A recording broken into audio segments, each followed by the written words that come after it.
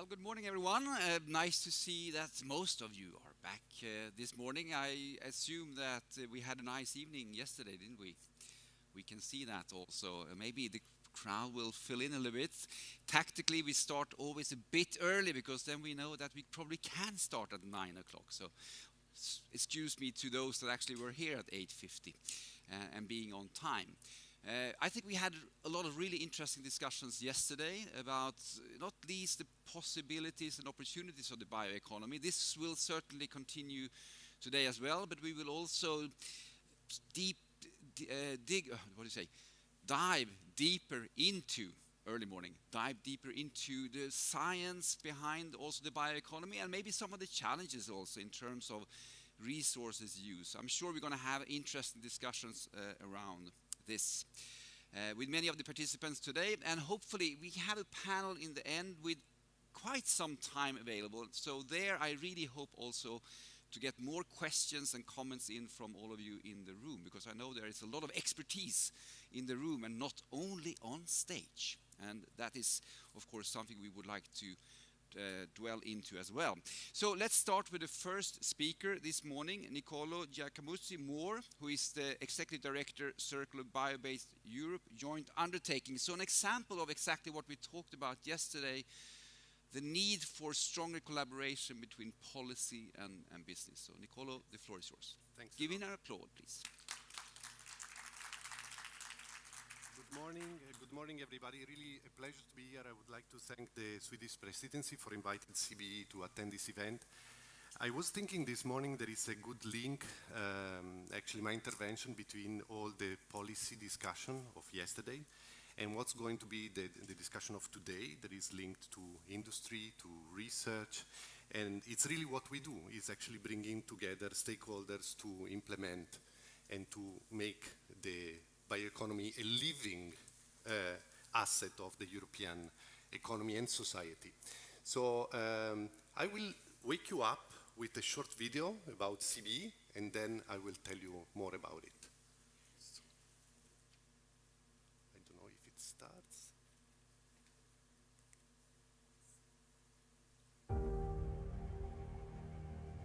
Climate change is an existential risk. Depending on fossil resources is only worsening the situation. Simultaneously, the European economy has been affected by the pandemic. To strengthen its autonomy when it comes to strategic resources, Europe must replace finite fossil resources with renewable and sustainable options. Our future must be more sustainable. We can do it together. The European Union has joined forces with the Biobased Industries Consortium to create the Circular Biobased Europe Joint Undertaking. This unique partnership is building on the success of its predecessor BBIJU, which helped to position Europe as the bioeconomy leader. This was achieved by funding projects that advance competitive, sustainable, and circular European bio-based industries. So far, 14 flagship industrial biorefineries have been built, which have made sustainable bio-based solutions a reality. CBEJU brings together entrepreneurs, scientists, farmers, engineers, investors, and business specialists. Our goal is to speed up the innovation process, deliver competitive bio-based solutions to the market, and make European industries greener and cleaner. Entirely new industries are born, bringing new jobs and sources of income to European regions. Together, we can switch from polluting and non-renewable fossil resources to a fully circular and sustainable bio-based economic system. We can join efforts to advance the circular bioeconomy, to make Europe a climate-neutral continent by 2050, and make the European Green Deal a reality. This is our vision: a resilient and competitive circular economy, producing innovative bio-based products and materials from renewable resources. Drive the change and work with us to unlock the future of the circular bioeconomy in Europe.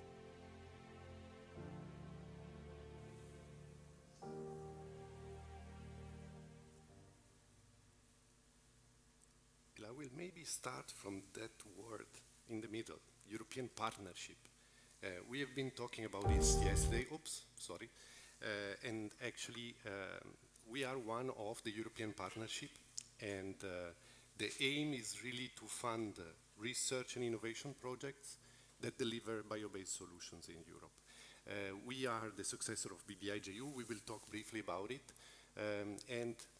We are a partnership between the European Commission, who represent the European Union, and the industry, represented by the Bio-Based Industries Consortium. We have a €2 billion budget. 1 billion is put by the European Commission in funding grants, and the other billion is put in-kind contribution from the Bio-Based Industry Consortium, so the companies and the research centers that are part of this consortium at European level. We are operating under the Horizon Europe program, as BBIJU was operating under Horizon 2020, and of course we are strongly contributing to the European Green Deal objectives. And these are our objectives, so accelerate innovation, process development, so from the lab to the demonstration to the deployment phase of bio-based solution, really accompanying companies from the early stage of research until the later stage. In all this, we ensure high environmental performance of bio-based industry system. This is a key feature of this program. We ensure circularity, zero pollution, climate neutrality, and you see all of that. And we try to involve the most possible actors in this work, especially in working on value chains. One interesting feature, and I was talking about it with a colleague just before, is actually the value chains that were imagined at the beginning of BBI. When it was set up in 2014, were linear value chain on the traditional way of the chemical world to operate. And we saw that actually the cross-sectorial connection made this number completely go off. There are no linear value chains, there are cross-sectorial value chains that are at the basis of what we do. I was just looking at our annual activity report that will be published this year, and what we see is that the target for BBI in terms of value chain was 10 value chain by the end of the program, 10 new value chain. And actually we are already at 110 realized, plus the one that are still being realized by our projects. So extremely interesting. The investment that was done in BBI that is done in CBE is on a booming sector. This sector is alive, is operating, and is effective. So this is how we are. Actually, this is our structure. We have a governing board that is represented 50% by industry and 50% by the European Commission. And I'm very happy that yesterday and today you listened to Wolfgang Burtscher, to John Bell, and to Christine Schreiber that are or have been chair and member of our governing board. We have a program office that I have the honor and the pleasure to lead. So we have an office in Brussels, and we are managing actually the calls for proposal and the projects. But we also have some advisory bodies that are a very, very important aspect of this initiative. So the idea of partnership, again, is not just between the industry and the Commission, but it's also with other stakeholders that bring along a lot of added value to actually make this initiative meaningful. So we have a state representative group. Each member state and associated country have a seat in this advisory body, and they meet twice a year. They provide opinion on the annual work plan, on the calls, on the topics. The scientific committee, same thing. We have a selection of scientists around Europe who are experts in their field, and they provide also scientific guidance to our operations. And we have a new feature compared to BBI. There are the deployment groups. These groups are open to stakeholders. We are setting up the first one, and they are there to support the deployment of bio-based industry in Europe. It's really something new. We are working now on the one on investors and finance, because we think this is a key, an important aspect that also we hear from industry and other stakeholders to really push forward the deployment of the bioeconomy in Europe. So the legal basis, I will skip it. It's quite boring. Then this is quite important, I think, because we go really from strategy to programming to implementation. And as you can see, our members, our partners are really at the core of these processes. There is a first map that is being built. There is the Strategic Research and Innovation Agenda that provides a pathway for our initiative and a vision for what will it be in 2030, agreed by the Commission and industry. This is not set in stone, and that's the interesting part. It is a living document. As it happened in BBI, this document can be changed, can be revised according to the priorities, according to changes in the geopolitical world as we are living. But so our SRIA is from last year. And from the SRIA, we have a work carried out by BIC and the Commission with our help in setting up the annual work plans that are the basis for our call for proposal, where applicants can propose their projects and they get the funding. As you can see, is the last step. And this is our core business. This is how it happens. So we have call for proposal, evaluation, grant agreement, and project management. This is the typical Horizon Europe funding model, and the same as in Horizon 2020. Where we are today? Today we are actually in the green part, the grant agreement preparation. We had a call last year, and we are preparing the signature of the first grant agreement of CBJU under Horizon Europe. We have 21 projects that are in the pipeline, and they are very promising. The first call was a small call last year. This year we have 215 million euro for the next call that will be open very soon in April. We have also an info day on the 20th of April. Check out in our website, you will find the whole information if you are interested. And these cycles go on and will continue until 27-28, when we will have our last call, our last grant agreement preparation. And so we will, of course, during all this cycle, we will keep on reporting on the progress of the projects, both in terms of execution, but also in results, actual results, and we will talk about it in a minute. So what type of action do we fund? As I said before, from the early stage research to the pilot phase to the flagships, so the real deployment, industrial deployment of bio-based solution. So different level of research. We also have an important instrument. There are the coordination and support action that of course are there to really support the deployment of the bioeconomy in Europe. One important aspect was mentioned yesterday several times is actually to include the most possible all actors in the value chain. And actually from the farmers to the researchers, to the companies, to the public institutions, to the industries, large and small, to really make this program meaningful. And this is something you will see in the work plan of CBGU, are this so-called multi-actor approach. That is really to have the participation of all actors in a meaningful way. That was also mentioned yesterday. The idea is also that these actors are contributing to the setting up of the plans and of the projects, and of course the results to be exploited. And we will see also later what are the impacts on a socio-economical level that CBGU and BBI previously has been achieving. So of course the European Green Deal, we said a lot about it. So sustainability, circularity, sustainable sourcing, this is also a quite important aspect for us, and the conversion in bio-based product, and the deployment of bio-based innovation and system, also at regional level, to involve really all actors. On the success of BBI-JU, so we funded 142 projects for over 1,000 beneficiaries for 822 million of funding. We touched 39 countries, and I think the circle is quite interesting, and this is something that is close to my heart, I have to say. The industry participation is strong, but even stronger is the SME participation that you see at 37%. Let's remember that the target for Horizon 2020 was 20%, so it's almost the double, and it's really a key feature of this program. What we saw is actually that SMEs are the innovating force behind the program, and they collaborate with universities, with large companies, but they participate, they are successful, and we will see, we have really concrete examples. Here is the map that you saw also in the video of the 14 flagship projects that have been funded by BBI-JU. The target was 5, so we are already at 14. We will stop there for BBI, but we will continue in CB.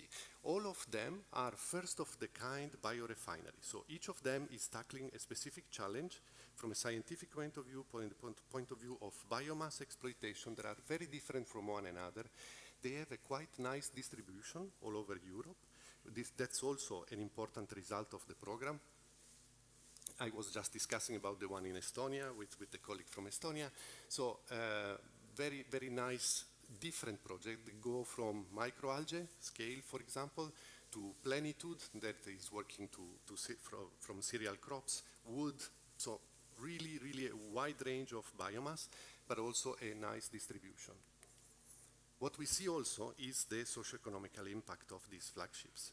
We see that they generated 20,000 jobs, 5,000 direct and 15,000 indirect jobs. For each euro of European money invested in the flagship, the industry put 5 additional euro of investment to replicate, to scale up even more this technology on the ground. So extremely, extremely good in sense of also CO2 emissions. These are really concrete results that we can show and we can be really proud of with a very high replicability potential because the technology is there, has been proven, the business case is there. One interesting thing of our program is that when we evaluate a flagship proposal, one of the things we do is a presentation of the business case, which is really a future of our public-private partnership. And it brings really a lot of added value for the evaluators and then for the deployment of these concrete projects. So just to give you a couple of examples, I chose one on wood because we have been talking a lot about wood yesterday. This is a project that takes place in Estonia. Is a biofractionation flagship, is new European companies and is led by an SME, and that's why I wanted to talk about it. They use wood processing residues as a feedstock, and they do bio-based material, so biochemicals, insulation, foam, biocomposites. So it's an extremely successful project. They will go into production this year, so they will really go to the real production before the summer. And so is really an important project from the northern part of Europe. The second one I wanted to mention is Plenitude, again led by an SME. And that is called 3F Bio. That is part of a company called Enough. They are on the border between Belgium and the Netherlands. I was there recently, and they actually produce mycoprotein, so food basically, bio-based proteins, and so as meat alternative, also feed for animals, as you can see, and it's a zero waste, almost zero emission biorefinery that is linked to a large company actually that provided some support on the logistical chains, and they created 200 jobs in this site. They went into production last year, and they plan to have another, I think, 5 production lines built beside the one that already exists. So really, again, a very nice example of how European industry, the European Commission can fund a very concrete project with very concrete results. So just to conclude, we will have our stakeholder forum by the end of this year. It will be at the beginning of December in Brussels. It will be a presential event finally, because we have been postponing this for quite a lot. And so it will be really a great opportunity to discuss the challenges, to discuss what remains to be done, what can be done better, but also to hear really from all the stakeholders how they see the bioeconomy going forward. So I will stop here. You have here all the references, and I think the presentation will be shared, and I'm happy to take your question later on. Thank you. Thanks a lot. Thank you very much, Nicoló. Yes, please have a seat. Well, you can have a seat down there, so you can. It's easier for you. You can sit down. Otherwise, yeah, because of the presentation. So that was really interesting, very concrete examples, how you take something from research, innovation, upscaling, and to, of course, a lot of also impact in terms of the economy, in terms of job creation, we talked a lot yesterday about being more people-centered in the bioeconomy and making sure also that it brings benefits to all parts of Europe. But you need to test things on the way. The next speaker, Johanna Mossberg, Vice President, Biorefinery and Energy at RISE. The role of test beds for developing resource-efficient value chains. I know this is a big area also in terms of investments in Sweden, but also across Europe. So, Johanna, the floor is yours. A warm applause. Thank you very much. And thank you very much for inviting me. This is the favorite topic of mine. And of course, since I'm from a research institute, test beds is one of our core activities. So I'm a bit biased, but I will try to stay objective. But that's the title that I will circle around. I will start just a little bit of giving my perspective on the bioeconomy. This is a picture that our communications department made for me. Then it said that everything fossil we can make bio-based. And being a researcher, I needed to add some words because it was too short.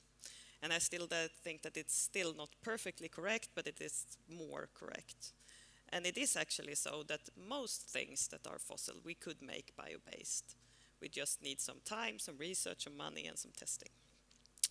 But it is a bit of a challenge, and it's not done today, but it is a quite grand potential. We can do really, really cool stuff with biomass. And also, if we add electricity to that, we can do even more cooler stuff in the combination of electricity and biomass. But we need to research, and we need to test, and we need to modify, and we need to scale up, so to say. So just my perspective on the bioeconomy, and we have heard a lot of this, but just to underscore that the bioeconomy is so vital because that is one of the roads towards fossil independence. And that goes not just for energy. We usually talk a lot about energy, but it's equally important for materials and chemicals. And also the challenges that we heard, we discussed that yesterday. The grand thing about biomass is that it is distributed in a different way from the fossil resources. And it's more evenly distributed, and we can find many of the solutions locally and regionally. And that also holds different implications for how we scale that up. And finally, we can't really deny that we will need carbon-containing products. It's really hard to see a world where we don't have carbon-containing products in the future. But then we need to make sure that those carbon-containing products hold carbon that is renewable or circular instead of fossil-based. And then biomass has a grand potential of carbon atoms. And some prerequisites is that the bioeconomy will need new products, and as we heard from the previous speaker and also yesterday, new markets and new business models. It's something quite different from the incumbent fossil economy that we have today. And we also have limited access to feedstock. Not only money for research is limited, but biomass is also a quite limited resource, and we need to make sure that we use it in a resource-efficient manner. And there we have quite a grand potential, actually, and I will come back to that. And also, in order to create a bioeconomy, we need what was presented by the previous speaker. We need biorefineries. And just my perspective on biorefineries is that biorefineries is the industrial response to a bioeconomy. It's what industry will be when we have a bioeconomy. And that is something new compared to today. And just to underscore, I know that Lena also said something about the forest yesterday, but why do we talk so much about the forest bioeconomy in Sweden? Because the bioeconomy is not just the forest economy, it's the agricultural sector, it's the marine sector as well. But in Sweden, we tend to talk about the forest bioeconomy a lot, and just to give some, let's say, defense of what we do that, it's because it's a really important resource for us. Sweden in Europe, we have 2% of the population, 11% of the area, and 18% of the forests. And if we look to the industry sector in Sweden, it's 10% of the industry turnaround in Sweden, the forest sector. And it's 20% of the industry investments, and it's a quite big export sector for us as well. So that's one of the reasons. One of the reasons we also talk a lot about it is that we have a present sustainability debate. We are discussing biodiversity, we are discussing climate change, how does that connect to the forest resources? And we can foresee that probably this may have an impact of how much biomass resources, new biomass resources we can make available. And that just underscores that the carbon efficiency will be key. So we can see actually that if we look at what we take out from the Swedish forests today, 50% of the carbon atoms that are taken out from the forest is actually in some part of the processes turned into carbon dioxide or other residues. So that gives us like a 50% increased efficiency potential for carbon atoms making useful products. That's quite a lot from not taking out anything more than what we do today. So carbon efficiency is key, but however, that shows also from the previous presenter that then we need joint research and we need new processes. And if we look to the process industry or industry in general, where you convert raw material into utilities, that's rather capital intensive. And the good part about the biorefineries is that feedstock, being waste and residues, quite cheap, so you have low, costs for feedstock and raw materials, but the downside on that is that it tends to be capital intensive. There are no, silver bullets and easy ways out. And if it's capital intensive, it will cost money to scale up, and thus the interest for pilot and demonstration plants and sharing those in an efficient way, utilizing also the capital in a good way. And just to underscore that upgrading biomass in biorefineries is not something that is new. We have been doing this for like ages and ages. We started burning forests to get heat and cook food a long time ago. And then we have refined and increased the specialization of material use, building, packaging, sanitation, paper, all in all. We have chemicals now, we can proceed that even further. And it will really be interesting to see what's the next transformal step of how we utilize the biomass into the bioeconomy. Because we can see that this has been done before. We have done this in many cycles, revolutionizing how we use the biomass resources.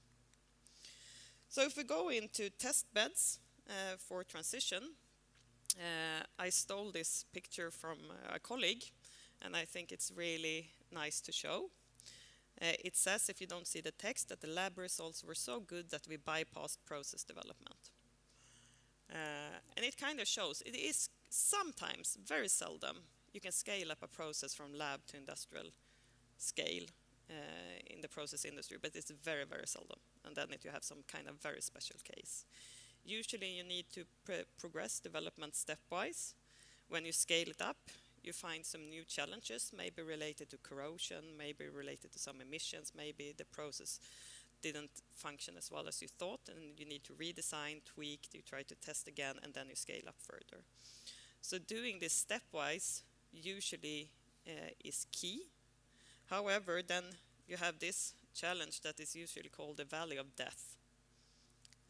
And this is what you say, you can, up to a certain point, you have quite large investments in research and development. And we find, we have researchers at their universities and at our research institutes, we have so many ideas.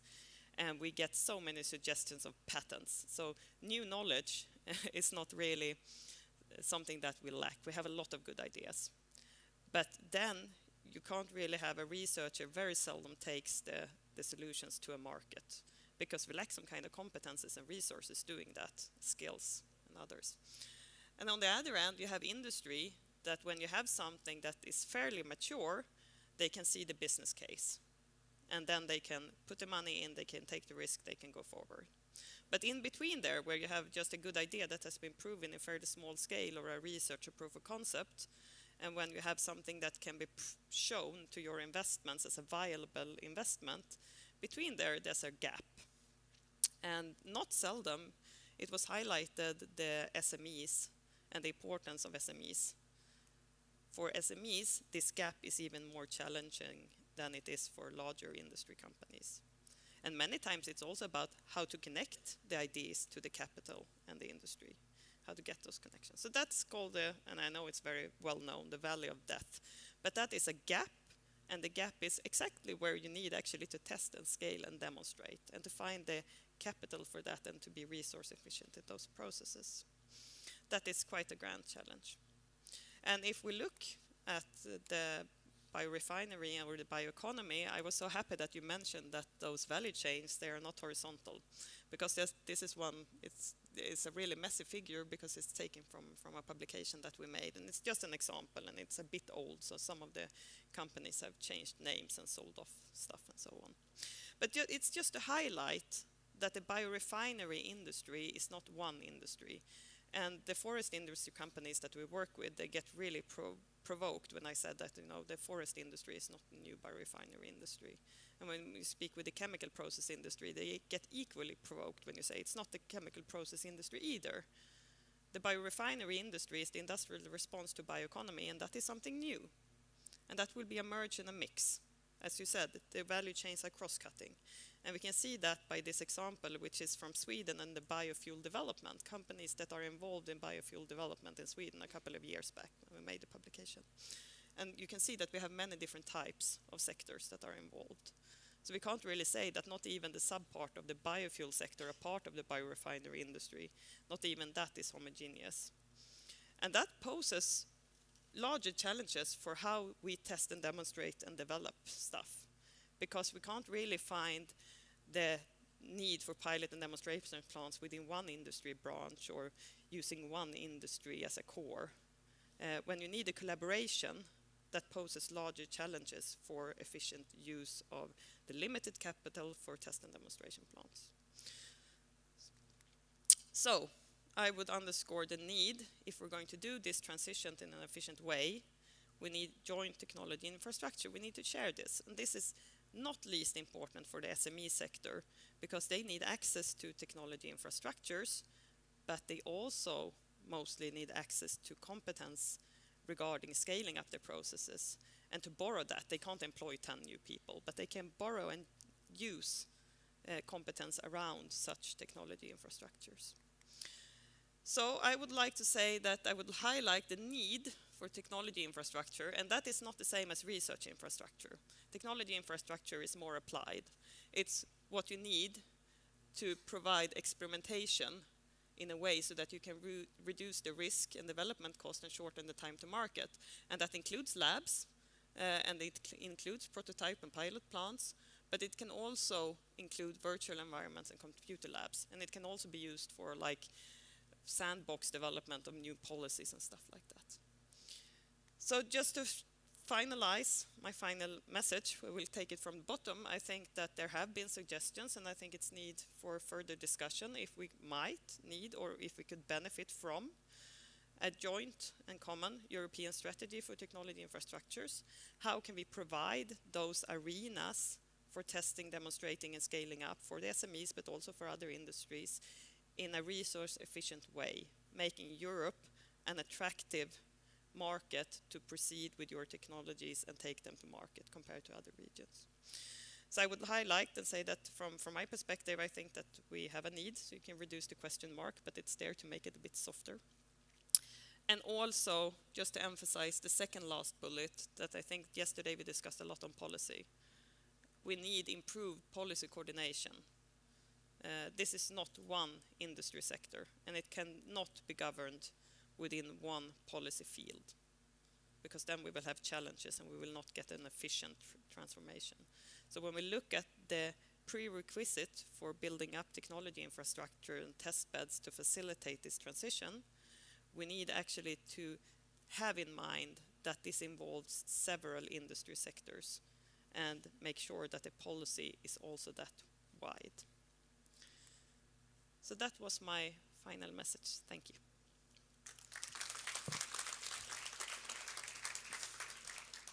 Thank you very much, Johanna. Again, it's interesting how you sort of challenge the common or the thinking we have today. I mean, how we collaborate, not just between policy and industry, but also within industry. And that is also challenging, obviously. As you say, industry gets even provoked by the fact that they are not the only actor, but that you have that need for really the cross-cutting collaboration. And new value chains, no doubt. And what did you say, 110 different new value chains? I think that is quite fascinating.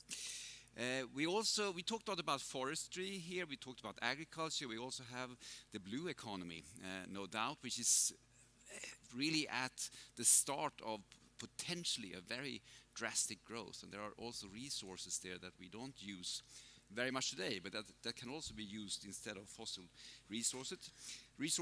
Yagut Allahverdiyeva-Rinne, you are a professor and chair of NordAqua at the Nordic Center of Excellence based in Finland. And I think you like algae, among other things. A lot. That's my understanding. So, please. Thank you. Applaud, of course.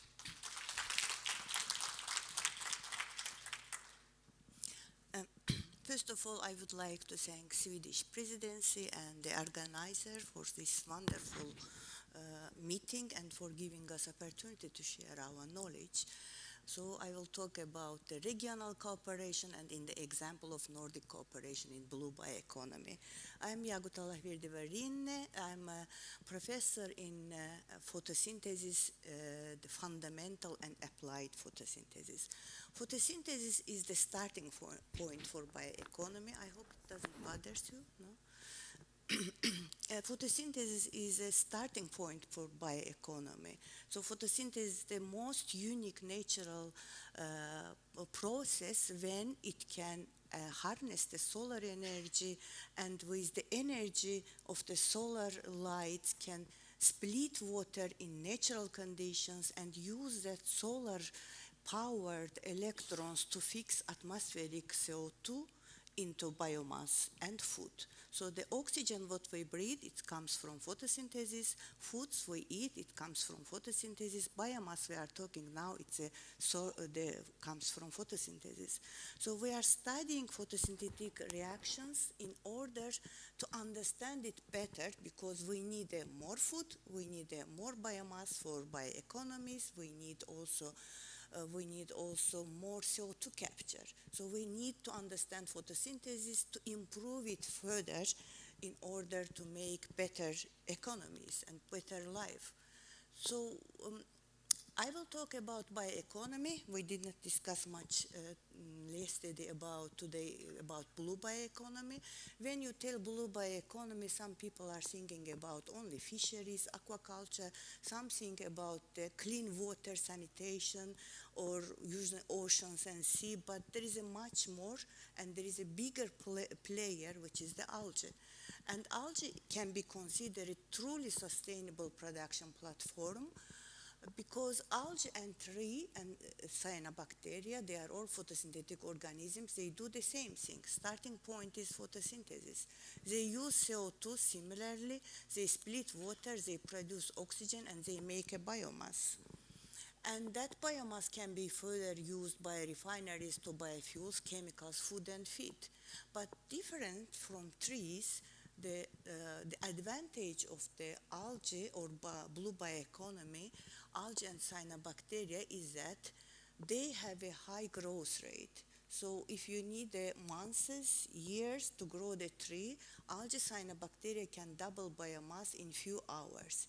Recently, there is a new cyanobacterial strain was discovered, which has a growth rate approximately 1.5 or 2 hours, which means that it's like a yeast. It's called the photosynthetic yeast. So this gives us opens new perspectives for biotechnology and bioeconomy.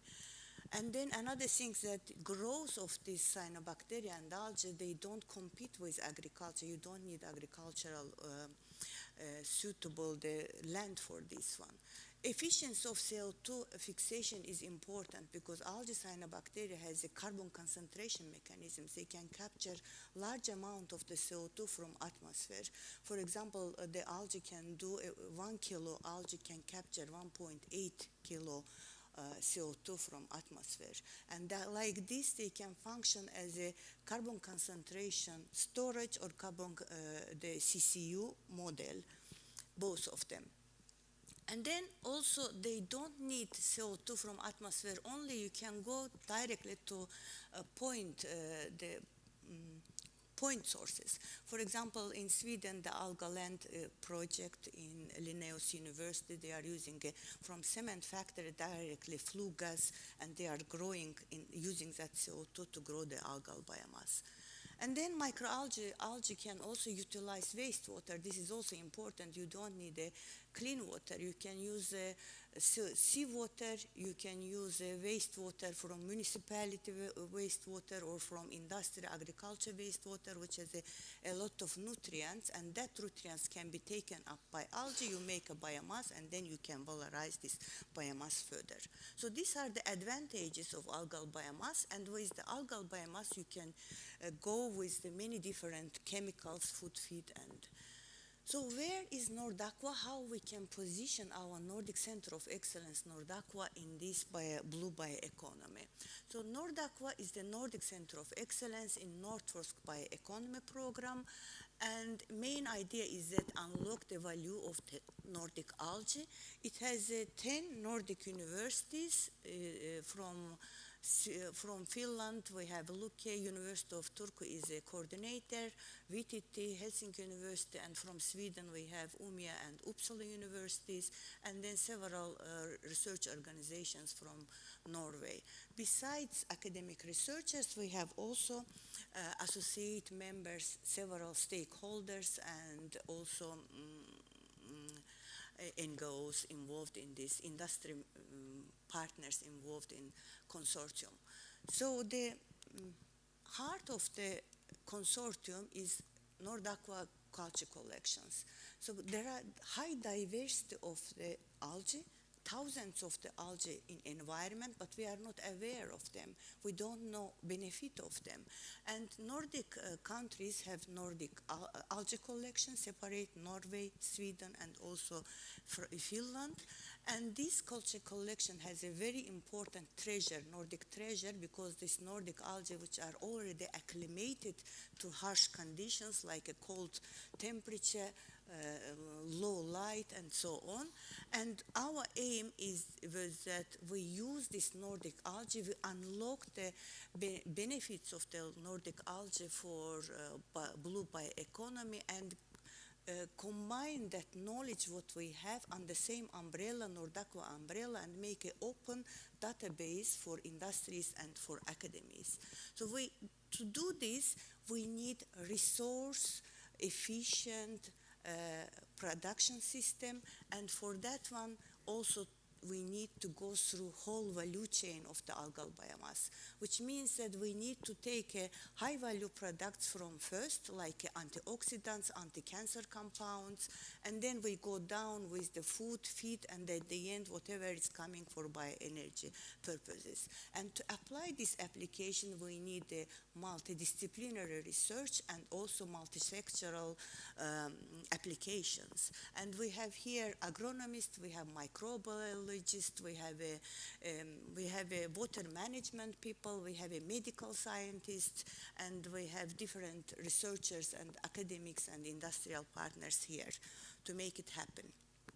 So we have two different strategy in this, and one strategy we call it long-term application or near-term application or near-term strategy. Why we tell it? Because now it happens. We can grow the algae, we can screen the culture collection, we can take the best of them, we can use flue gas or atmospheric gas to grow algae, we can use wastewater to decrease the production cost because the nutrients comes from the wastewater, and we can make biomass to clean water, and that biomass can go through biorefinery to high value chemicals, food, feed, commodity chemicals production, and this is called near-term strategy, and we are in this near-term strategy. And the second part of our consortium is focusing is long-term strategy. We are now on the way to do it, and we are hoping that in near future this will be also possible, and we will also go to industrial level. In this case, we are considering to improve natural photosynthesis, to understand cell metabolism, to make synthetic cells. So we engineer the cells to produce direct targeted chemicals. We can bring from other organisms genes to these microorganisms, and they can make targeted chemicals, and they can secrete out those chemicals. We can milk them, and then like this we can produce biofuels, high value chemicals, and commodity chemicals. This is the long term because we need a lot of research. It's on research direction still. and we need to use the cells as a biocatalyst rather than biomass. So where we are now, currently, with this concept, what we developed in NordAqua, in Nordic Center of Excellence, we came Innovation Action Project to European Innovation Action Project. It's called Realum, and it is coordinated by algae company from Portugal. The main idea is that to use hydroponic greenhouse effluents all over different countries. For example, in Nordic countries, Turku University is the one which builds currently 1 cubic meter validation plant, and using these greenhouses effluents as a nutrient source to build, to make large amount of the algal biomass, which will be further going through centralized processing, multi-product biorefinery, and we will develop products like agrichemicals, biostimulants, biopesticides for agriculture, and also for aquaculture we will make tailored aquaculture products. So this is the short-term, as I mentioned, strategy where we are, and we are going also forward to our long-term vision. So currently, two partners of the NordAqua are partner in Synergy Coordination Support Action. This is the large European initiative, and the main idea is that to build up Synergy community and ecosystem. And the vision of this European initiative is to use circular economy concept, to use renewable energy like a solar energy or other renewable energy, use CO2, water and nitrogen, small molecules, abundant molecules, and to make sustainable fuels and chemicals like a methane, hydrogen, alcohols, fertilizers, and so on. And we brought to this large-scale European initiative biological approach, which means that, as I mentioned, we will use photosynthetic microbes, blue bioeconomy, to engineer cell factories which can produce targeted chemicals and fuels from water, from CO2 and nitrogen.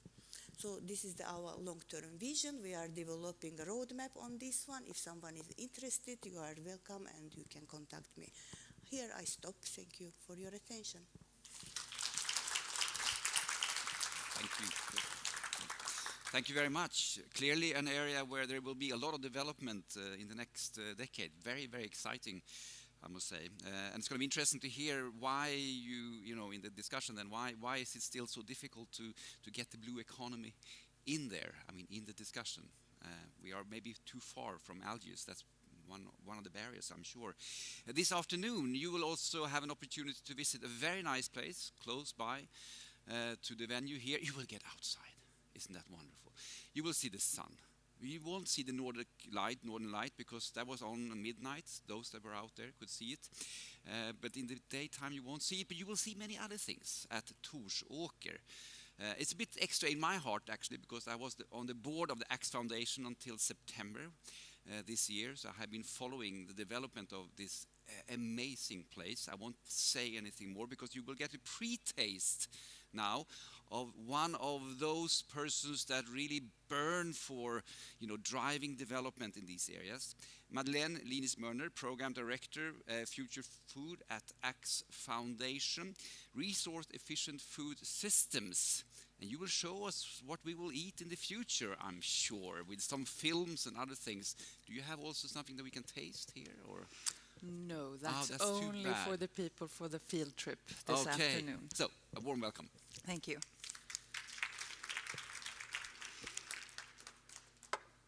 Sorry. Oh, wow. That was tricky. Okay, here we go. Thank you for inviting me.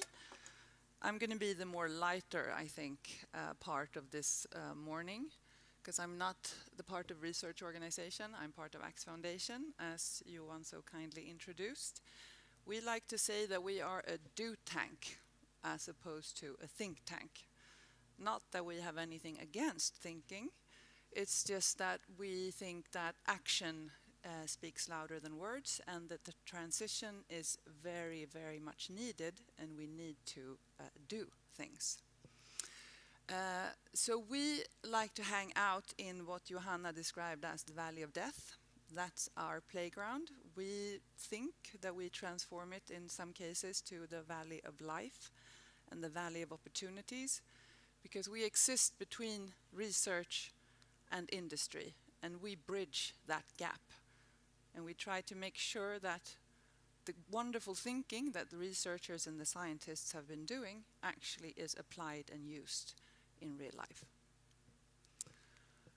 We have 3 program areas: sustainable production and consumption, circular economy, and future of food. And as Johan said, I'm the program director of Future of Food. We, of course, we work together a lot since the areas overlap, but this is how we've kind of defined it. And Future of Food is aiming at developing practical solutions for sustainable food systems. And that is really important. Again, the practical side, actually getting it out there. And I've been asked to tell you a little bit about one of our projects, which is called 5 tons of green fish. But as you can see there on the right-hand side, we have a lot of projects going on, and we work in the same sort of way in all of them. Researchers, representatives throughout the entire value chain and industry market. Johan also mentioned Torsåker, which is the place that some of you will visit this afternoon. You could call Torsåker a toolbox for Axfoundation, where we actually get very, very hands-on. We have test fields there, we have an experimental garden, and we have transformed an old barn that was built 1760 into this state-of-the-art test center where we have 4 test kitchens, a fully equipped restaurant kitchen, a bakery, so where we can really take things from the fields into the bakery, try it out in the kitchen, get the market there, get them interested, and trying to build a business for this new, more sustainable idea. So some of you will visit this afternoon, and you will get to taste a little bit of the future. But this is actually my most important and perhaps most boring slide, but this is the key to our, in the cases where we have success, because not all cases are successful. Sometimes things really go belly up, because we try to be in the forefront of the innovative, sustainable challenges, and sometimes we fail. But when we don't fail, this is the reason. We gather representatives for the entire value chain in every project, because there is so much expertise in each of these different parts of the chain that no one can solve anything from one position in the value chain. You need to work together, and you have to respect the knowledge of those that come before you and the ones that come after you, and you need them. So this is really the most important of all slides. Work together, otherwise it's not going to work. So what I'm going to tell you about now is the project 5 tons of green fish, that could also be called circular economy, and how to transform food waste into high quality protein. Because as you probably know, globally 50% of the seafood that we eat is farmed. And at first you think that sounds really good, because you've heard that the oceans are depleted and the fish stocks are declining and the oceans really need to rest. But then you realize that the farmed fish is being fed wild-caught fish and soy. And then you realize perhaps it wasn't that clever anymore, because we like to think that our food should preferably not eat our food. It's so much better if our food eats what we don't want to eat or what we cannot eat. But that is not the case today, as you are probably very well aware of. So, how do I get the little movie thing to play? Perhaps? No. What did I just do? Oh, here we go. So what we did was we worked with insects, and they were fed food waste or byproducts. So we worked together with a big fruit and vegetable wholesaler and a bread company, because bread is a huge waste product. And so we collected the waste from the fruit and vegetable company, which was peels and cores and things that were actually a proper waste stream from their production. And we fed that mix to black soldier fly larvae. And the reason why we prefer black soldier fly, we work with mealworms as well, but black soldier flies are better because they are so non-picky that you can just serve them anything and they will eat it. Like crickets, for example, they would like to be treated as they're on a spa. They want some fresh salad, they want a little bit of music, and they're very picky. But the black soldier fly, he will eat anything. So that's really good. But I would like to underline that we are taking this project to the next stage, and I will tell you about that in a little bit. We will not use bread in the next stage, because if you look at the peels and the cores, they are an, what do you say, inevitable byproduct of the fruit and vegetable production. You cannot escape that sort of waste stream. Bread, on the other hand, is an avoidable waste stream. It is there. The mountains and mountains and mountains of bread that is being thrown out is there because the production is stupid and the consumer is stupid, because consumer will not buy bread unless there is a mountain of bread in the shop. They like to see, you know, if it's one or two breads there, they're gonna, no, this is probably not good. So we overproduce because the consumer is stupid. And we don't want to build a new industry on an unnecessary and stupid waste stream. So that's why we did it the first time, because we didn't think enough since we're a do tank. But we learn by our mistakes, so we are excluding bread in the next phase.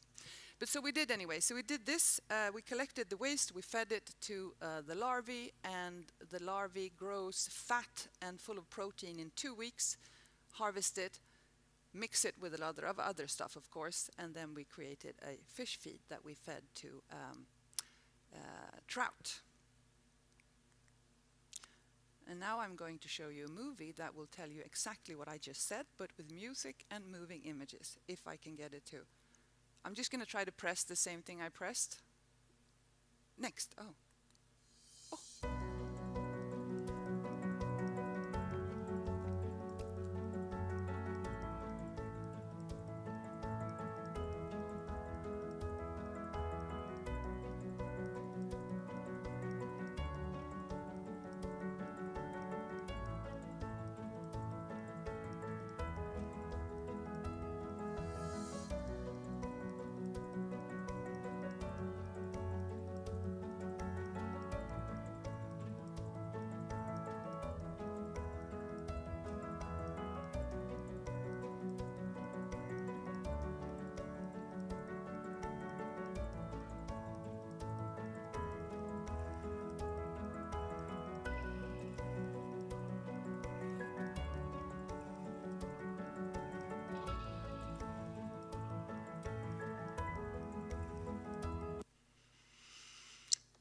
And the great thing with this project is that we could show the impact was pretty impressive.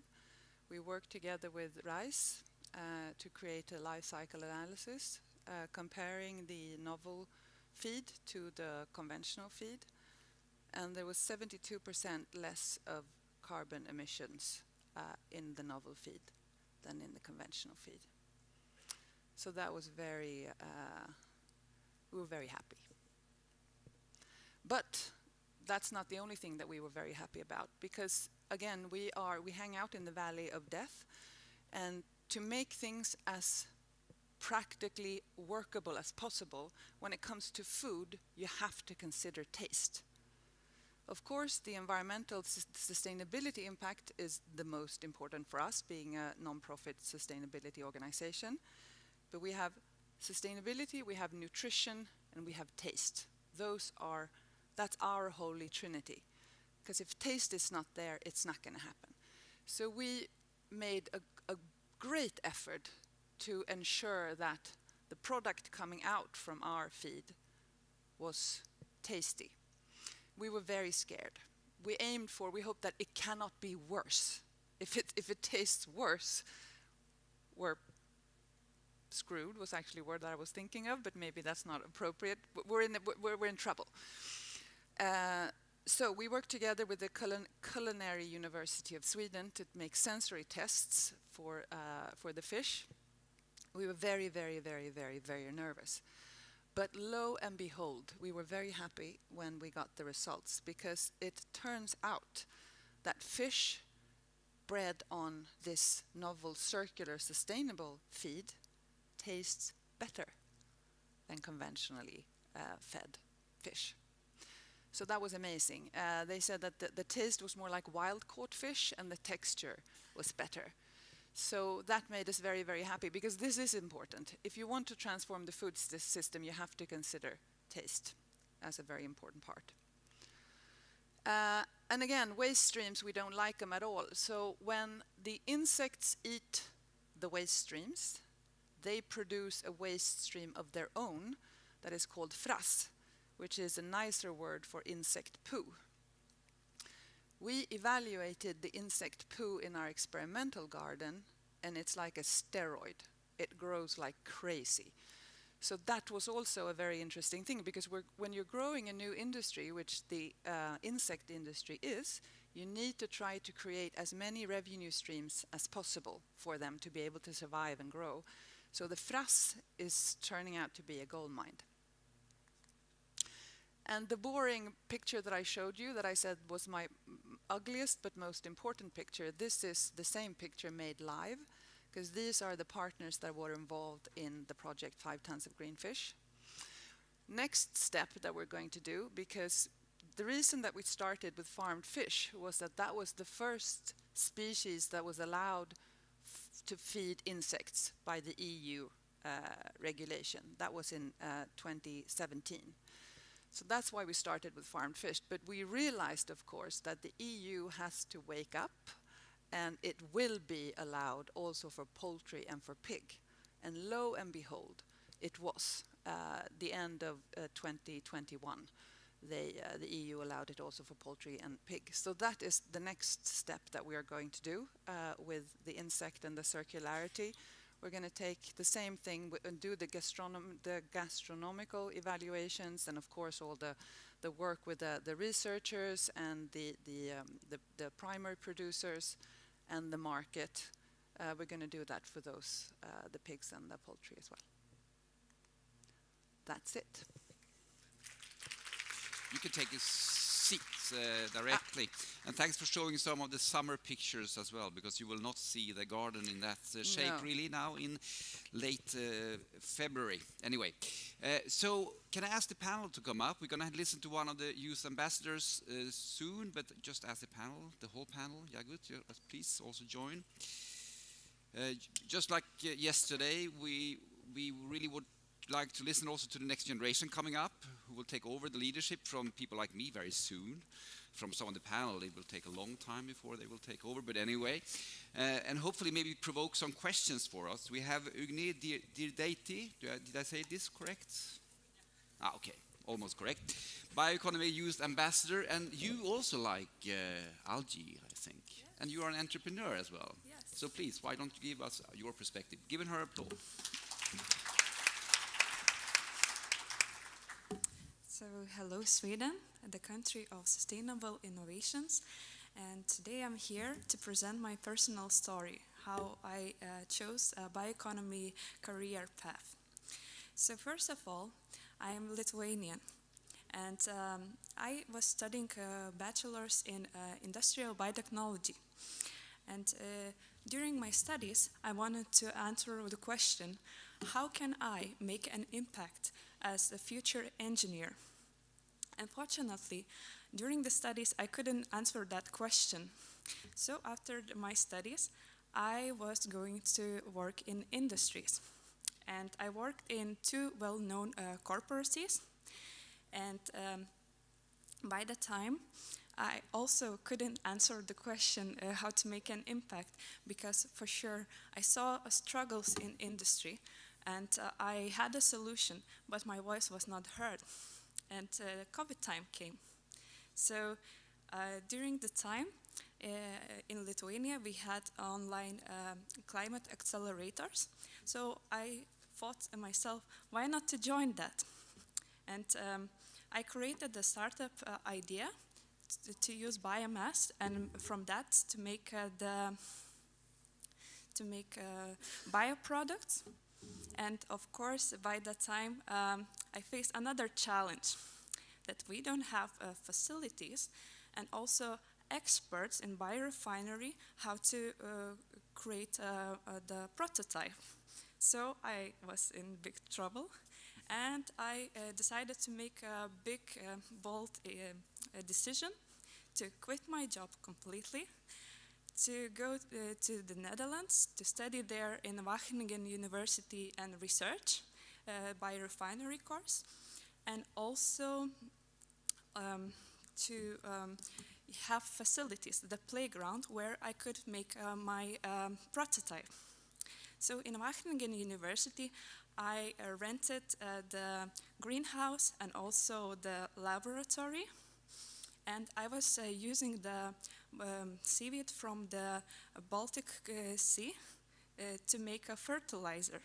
And by the time it worked perfectly, let's say a product, I was able to create the fertilizers.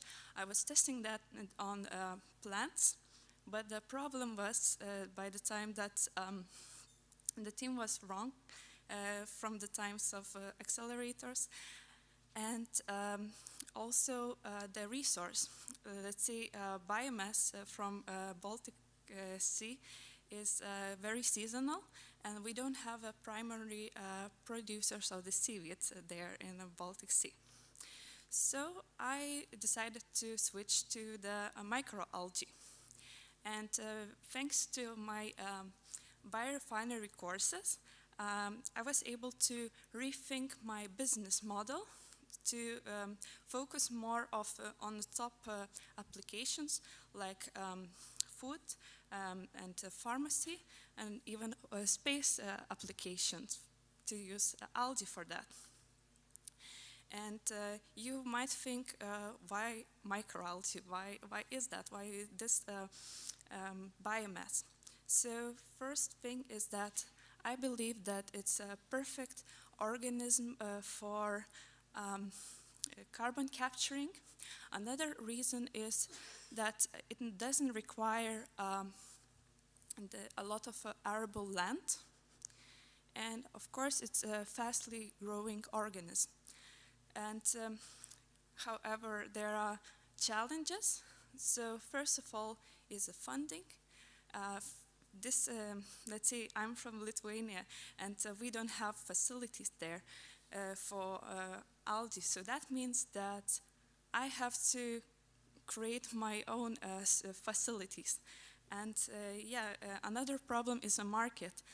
When you are in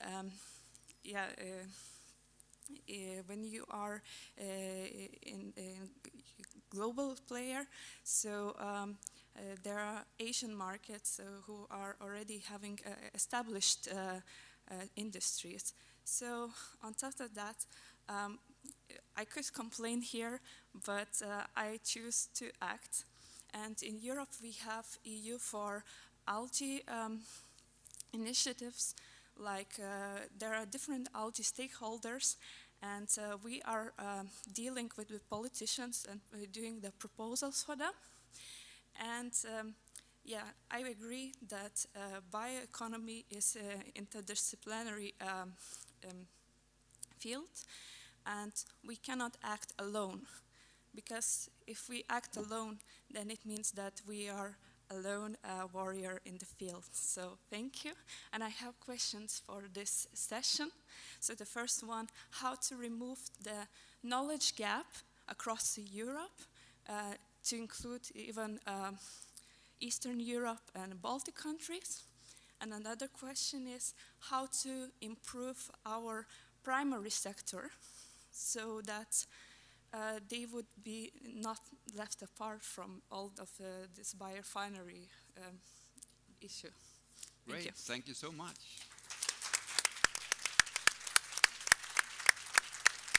And thank you also for addressing some questions that I hope you will capture a bit. Nicoló, maybe I can go to you because you mentioned the market, for instance, the market being a key sort of player in all this if you are going to be successful. And this is really where you're working. I mean, you're working really to create that market. And we hear about the competition from other parts of the world, from Asia, for instance.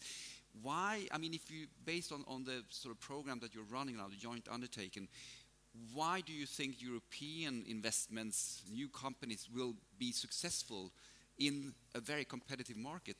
What are the drivers for that? What are the key ingredients to be successful?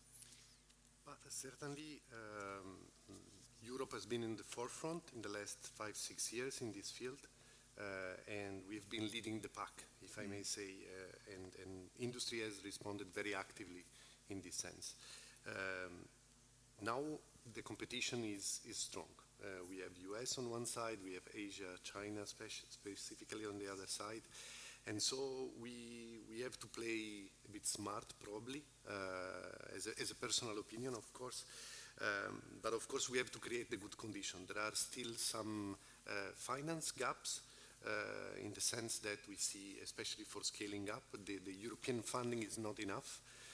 So we see a lot of, on our side, a lot of good proposals, very, very, very good proposals. So they get 95% of the score, but we cannot fund them because we don't have enough.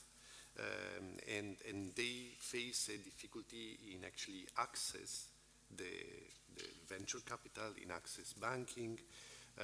And so I think we have to help, and this is what I mentioned in the presentation, to create good condition for deployment, put together the actors. There are public actors, but also private actors that are interested in the bioeconomy. But why is it that they have difficulties to get that funding? Because you quite often, if you have the financial sector in the room, they say, "Oh, we don't find bankable projects. There are, you know, we don't see that." But you are saying on your side that we are having difficulties to get that funding. What's the gap there? I think there is still a risk perception that is a bit different. Yeah. Okay. Especially probably on private capitals. But things are changing. We see more and more venture capital that are focusing on green economy, on sustainable production, on new value chains, and this is a good sign. But still, the big capitals out there are not probably ready. But so that's why we have to build the narrative to explain that this is bankable, this is profitable, maybe not in 2 years. Oh, so more the long but term. so yes, and probably to get together, maybe ease this path for companies to get financing. We hear a lot of stories, especially from our SMEs, that the financial engineering part was more difficult than the technical engineering and chemical part. They had to go to different sources to really blend different sources of financing, from loans to guarantees, and the European funding was the key to have the door open. Yeah, okay. But we cannot do everything on our side. On the market uptake, certainly there are things that I think Ugnė mentioned, is to convince consumers that this thing is sustainable. The new generation are a key of that. I have young kids and they are paying attention to that. You should not buy this, you should buy that, even if it's more expensive. So I think the transition is happening, especially with the younger generation, but we still to make a shift in a way on how we buy, how we consume, and this was mentioned also by our other youth ambassador yesterday. Yeah. So to consume more wisely, also what you mentioned, I think is very relevant. But it's interesting, as you say. I mean, what you're confronting is a complex policy landscape. Yeah. It's a landscape. It's a complex financial landscape. It's a complex consumer landscape. It's a complex technical landscape, of course, innovation landscape. Johanna, you also wanted to step in on this particular issue. Yeah, and I just wanted to address, because I think that, as you say, how can we get also the other countries involved, and how can we make sure that we have a good grow ground for this development in Europe? And I think that we have some tools. We are really good at coordinating and supporting actions within Europe, but also to highlight that what we have in Europe, if we compare to larger markets where you have one policy sector or one state, we are really good at collaboration, and being many different countries, that forces us to practice collaboration. And if we do that in a good way, I think then we really have something that can be beneficial for our innovation system, because we try that really early on and finding those collaboration and navigating through different policy landscapes, and you have to sharpen your arguments to get something through the common European policy landscape and so on. So I think that that is one strength that I think that we can do more of and build more on, and also to include in the policy schemes also stuff like mobility, mobility of people. Because what you do when you go to the Netherlands is that you gain knowledge, then you go back, you utilize that knowledge to build on those strengths that we have being several countries in a European community. If I can follow up also with one thing you mentioned, which partly can be linked to the discussion here. You said we need a European strategy for technical infrastructure. Yeah, technical infrastructure. What is it that you would like such a strategy to include that we are missing today? What is it that really is needed on a European scale? We talked about that, but related to bioeconomy strategies, the strategies are really good because they point a direction and they set frames, and they tend to be more long-term than the 4-year election terms and so on. So to have a common European strategy for technology infrastructures that could give direction and point out where do we want to go, how do we, to make sure that we really say that this is important for our industry to facilitate this renewable and to demonstrate and to educate, and we see that these factors are key, and we kind of highlight and point a direction and make that more steady than just relying on that we have 10 years is a good long program, but 4 years is usually what you see when we do efforts. And a strategy could put the direction and give stability, and also highlight what do we agree on is important, and also show them we have those arenas, we can make them available, we need these tools to get the common direction. Have you made any kind of, I mean, just to understand, any kind of calculations, what kind of investments do you think we need in the next 5 to 10 years in terms of this kind of technical infrastructure? What are we talking about? Hundreds of billions of euros, or what is it? I would say, like they usually say, that we have the money is in the systems, and there are many calculations made on European level to see how could you accelerate the bioeconomy, and it's heaps of money. But it is money also said available in the financial system, but we need to find the tools to activate it. And also to say that when we do these investments, I would say the key thing is not how much we invest, the key thing is that how much utility can we make for the investment, can we share, can we use it multiple times, to make sure that when we do the investments, it's not just one company that tries one thing one time, but it is something that we can experiment around and use as some kind of common environment. It's interesting because if I listen to you, we have the science, we have the technologies, we have the companies, we have the innovators and entrepreneurs, we have the capital. So it's obviously about connections very much, connecting the systems, like you also talked about, Madeleine, when you have to work with the whole sector. But in algae, we do have an algae strategy now in Europe, I understand. So what do you see as part of the opportunities and maybe still the challenges when we have that strategy? What are the strengths of it, and what are you missing in terms of that strategy, Yagut? Yes, European Commission recently had adopted the algae strategy, which is a quite big step, which means that European Commission see as algae as an alternative raw material, feedstock. And recently it was also discussion, and the European Commission warned that there is a biomass gap coming. So in 2025, depending different strategies, that biomass gap could be 40–70%, which means that we have a more bioeconomy, more interest and more demand for biomass, but we have to, industries should bring a large quantity of biomass, but not really affect the environment or biodiversity, which again brings the question that you have to bring really sustainable biomass, fast-growing biomass. From that point, algae is very good option, so it can tackle these questions. So it's good that the European Commission could see this as an opportunity. But having this strategy also gives a big the stimul to the sector, because now it can be seen all bottlenecks in the sector, and the European Commission is able to direct and stimulate to overcome those bottlenecks. Can you give an example of For example, one of the biggest bottlenecks is the high growth, high costs for the cultivating of algae. So that's the cost should be decreased significantly. So and how do you do that? For example, how we do it, we are growing the algae in waste effluent.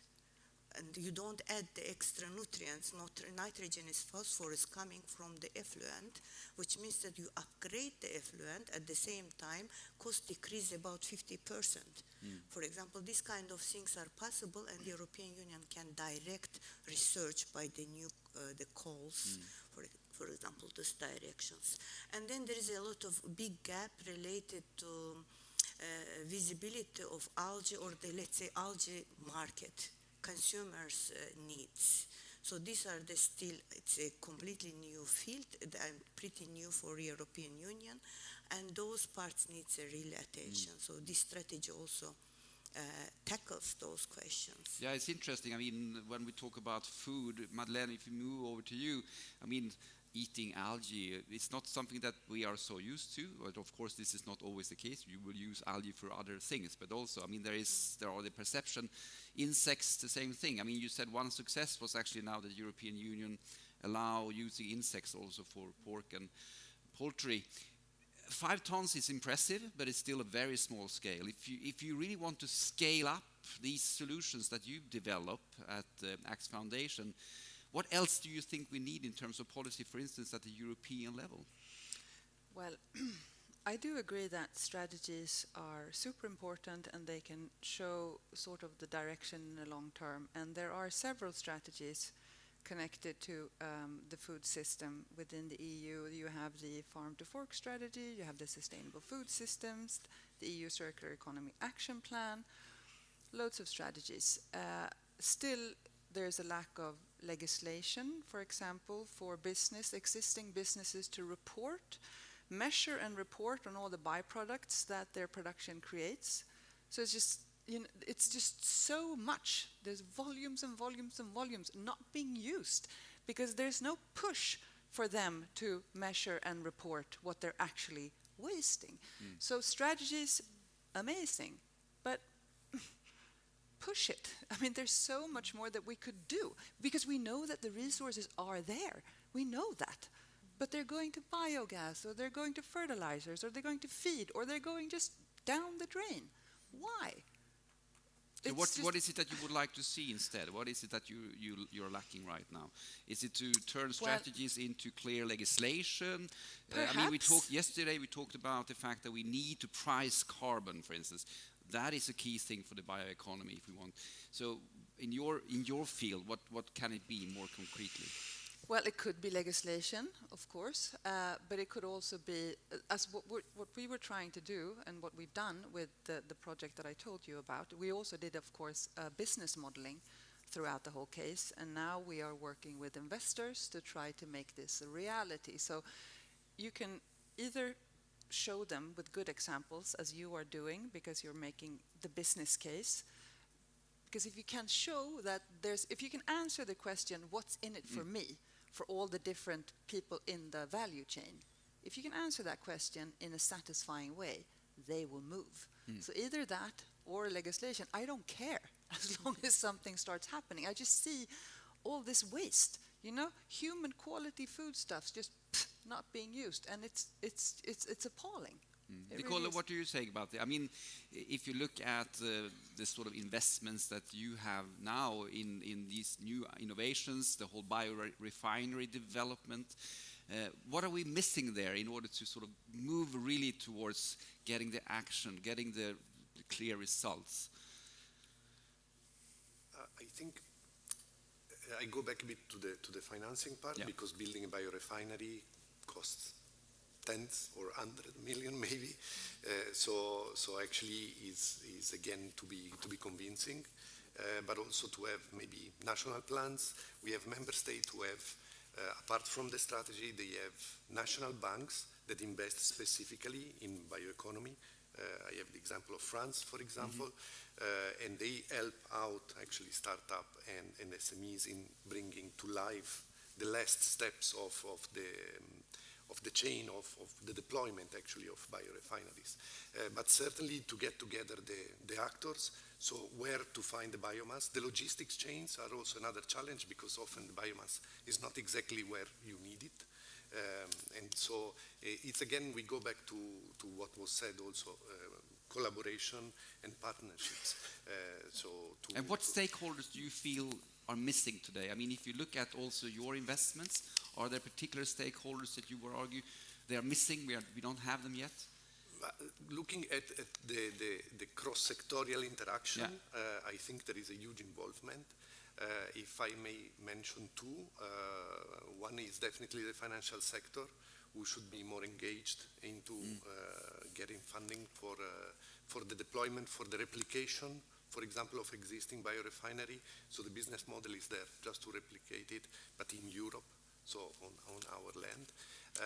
The other side is certainly a part of traditional industry. They are moving towards a more sustainable way of producing, but certainly they are businesses. So it's a slow move, but even some European associations are moving in that direction, and I think that the chemical sector can make the difference. But of course, it's a slow. For me, even only a share of what they do today to become bio-based could be a huge win, actually. Yes, please. No, but also that there's a need for speed, right? Because for like precision fermentation, single-cell protein, also insects, it takes forever before the EU can say, yeah, sure. You know, the researchers say, no, this is fine, this is good, would really, really be good for the bioeconomy, super good for sustainability, and it goes slow. That can also drive me a bit crazy. So that's another need, you know, a need for speed. That's great, because we're going to have reflections from the Commission after the coffee break. So please, that's a sort of a question. The speed, it's going too slow. Where is the challenge there? Yes, please. Yeah, and just to build on what you said, it's usually we talk about that we need policy tools or we need incentives for scaling up. But also, like you highlighted, that many times we also need to reduce the legislative obstacles. And that can be equally important because in many new value chains, you find just stupid policy obstacles. Like saying, like, we weren't allowed to feed those insects to the poultry and pigs. And it took quite a long time. And we have many examples of new value chains where it's not that you do not foresee the market, but you have just stupid legislative obstacles that take a long time to take away. And if policy could be a bit faster in that, to actually also remove, not just put new stuff in place, but also remove obstacles, that could speed up. And understand obstacles. Again, maybe Nicoló, and then I would like to also ask you, Yagut, but you mentioned, you know, there is a lack when we talked about stakeholders to get some of the more traditional industry. And I mean, if we are honest in this room, is there still a lot of pushing back from certain parts of industry because they feel threatened about this development? I mean, we look very much on the innovative and the SMEs and industry, you know, at the front run, but there are also industries, of course, we challenge their business model. Is that a big problem, you would argue? In your networks, can you sense that? From what I see, at least the industries we work with, they clearly see not the challenge but the opportunity. Okay. But of course, being such a huge sector, to make a drift sudden, very fast, is not easy. We talk about also the social impact of large industries. So there is employment, there is linked economic growth, if you want to talk about that. But of course, it takes time, but they are there and they are moving in the right direction. So at least what we see in our private member consortium, for example, we have large companies and they clearly see the opportunity and they go for it. So they clearly invest in that. But it's interesting you mentioned that social dimension. For me, it was a bit of a wake-up when I read that Coal India, they have 6 million people employed. So the biggest coal industry in the world. It's not that easy just to shut down an industry like that, of course. So that dimension we haven't talked very much about.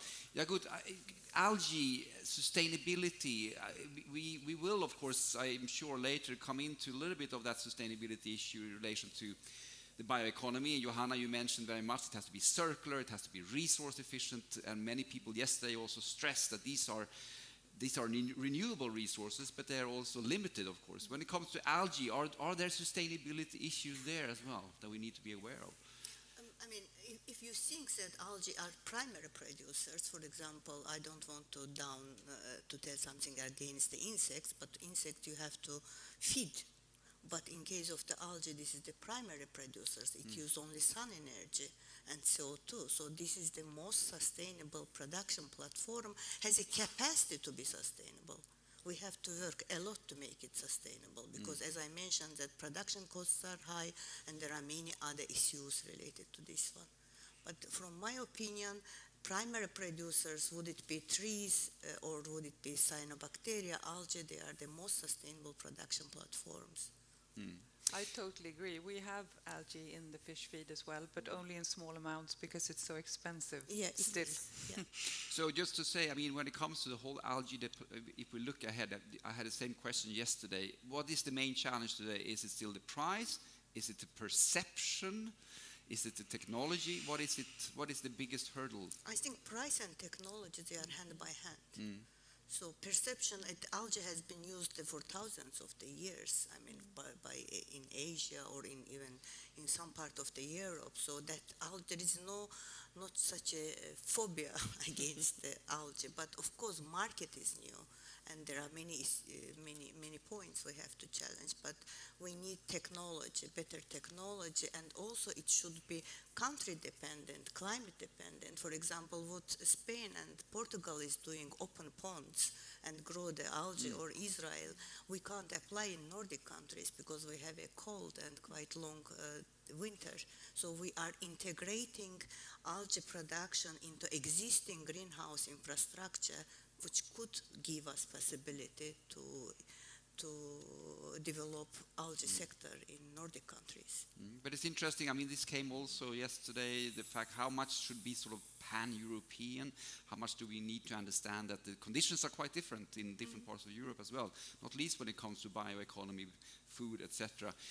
After the break, we're going to have, as I said, some reflections from the Commission. We have three representatives here, which I think is great. We get that cross-reflection. In 15 seconds, what would be your sort of message to them? What would you think is really key from the side of the Commission in terms of driving the bioeconomy forward? Madeleine? Remove the hurdles. Remove the hurdles. Remove the hurdles. Johanna? I would say consider the local and regional perspectives for efficiency. Coherence in legislation. Legislation. So great. Well, we have a good call there. Anyway, we're going to have a coffee break. And no one is aware of this. This is the power of the moderator to change a little bit in the program. So what I will do at 11, when are we back? 11 o'clock we start again. I will actually then steal 5 minutes there first, and I would let you, in the same way, send a couple of things. This is what we think the Commission should really, reflect upon and consider. Very short messages. We use 5 minutes for that from the audience.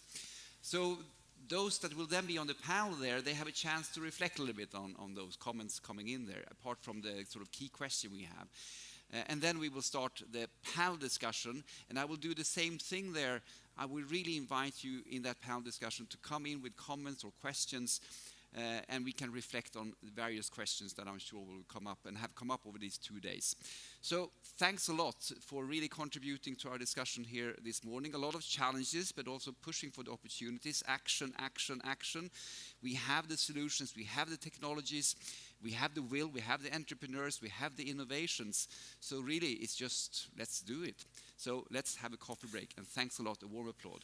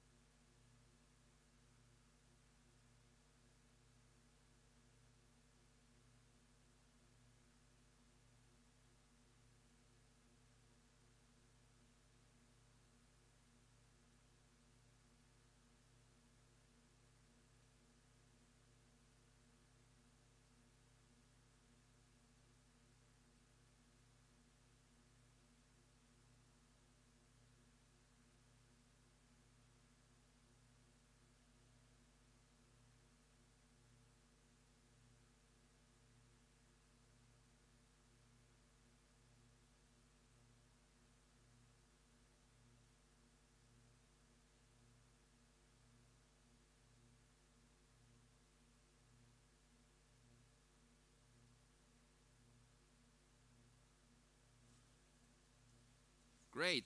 So welcome back, everyone. It's actually a good sign that we're a bit late after a coffee break, because it means that we have very substantive discussions out there, which I really appreciate. This is, you know, what everything is about when we have a conference. It was interesting now when you were coming up here, I will introduce you soon, that, well, you know, we don't need more sort of policies, or we need action. And it's interesting, I read once that there is a correlation between our inability to solve a problem and the number of conferences we organize. So we shouldn't have too many bioeconomy conferences, because it shows that we have a problem. We need conferences, we need action. So we're going to hear more about action soon. With me here, we have, on the stage, I have 3 DGs represented. We have John Bell, who spoke yesterday, Director for Healthy Planet at DG Research and Innovation. We have Christine Schreiber, Director for Ecosystems, Chemicals, Foods, Retail at these, they are long, these names, aren't they? DG Internal Market, Industry, Entrepreneurship and SMEs. Wow, that card is going to be, you know, long. But I like it, DG Grow, so that's short. And we have João Onofre, who is the Director for Outreach, Research, Geographical Indications at DG Agriculture and Rural Development. That's right. I mean, you cover a lot of policy areas, no doubt. As I said, though, let's start with a couple of minutes of reflections from you in the room, because they are going to reflect on the discussions we've had here, and, you know, the next steps, what in the respective areas that they are responsible for, what they think they need to do, and how we should get more of that policy coherence, that push forward that we've been talking about so much. Let's see, are there any sort of quick reflections? We keep them short. Let's see. Yes, we have one up here. The youth ambassadors, I can always trust you. So something all of the panelists, or nearly all of the panelists, mentioned was legislation, and it potentially being a blocker, potentially for new innovation, although at the same time it is something that protects us in many ways. So what came to mind for me when they were talking about legislation was fertilizers and pesticides, and perhaps maybe a lack of legislation when they were first adopted led to lots of the issues perhaps we're about to see, particularly in the decline of insect populations, soil fertility, etc., eutrophication. So I'm wondering if you had reflections on what they were talking about with regards to legislation, and how to find a balance between what can solve current or short-term problems, but also keeping in mind potential future problems, and how to consider that timeline. Interesting, yes, because, I mean, this is very key, because we don't know always the effects of the things we are inventing or applying. So, yes, an interesting question. Yes, we have one in the back there as well. Hello, my name is Anne Vähyläinen. I'm from Finland, and I think we have a lot of very good quality research and development work at the EU. And now it's time that we get the products to the market. So therefore, I would like to hear from the panel that how do you see that inside the Commission you can kind of make the push that bioeconomy products get to the markets and to the consumers? Thank you. Thank you.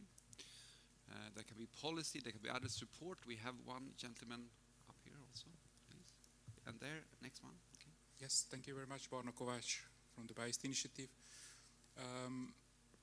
I would follow Anne's question, not just the products on the market, but a little bit, I would continue, and I also connect myself with the question of the young ambassador from Lithuania, the knowledge transfer to the Eastern countries, to the markets, I would say, not just Eastern countries, but to the markets, because the past one day we were discussing a lot about high-level research.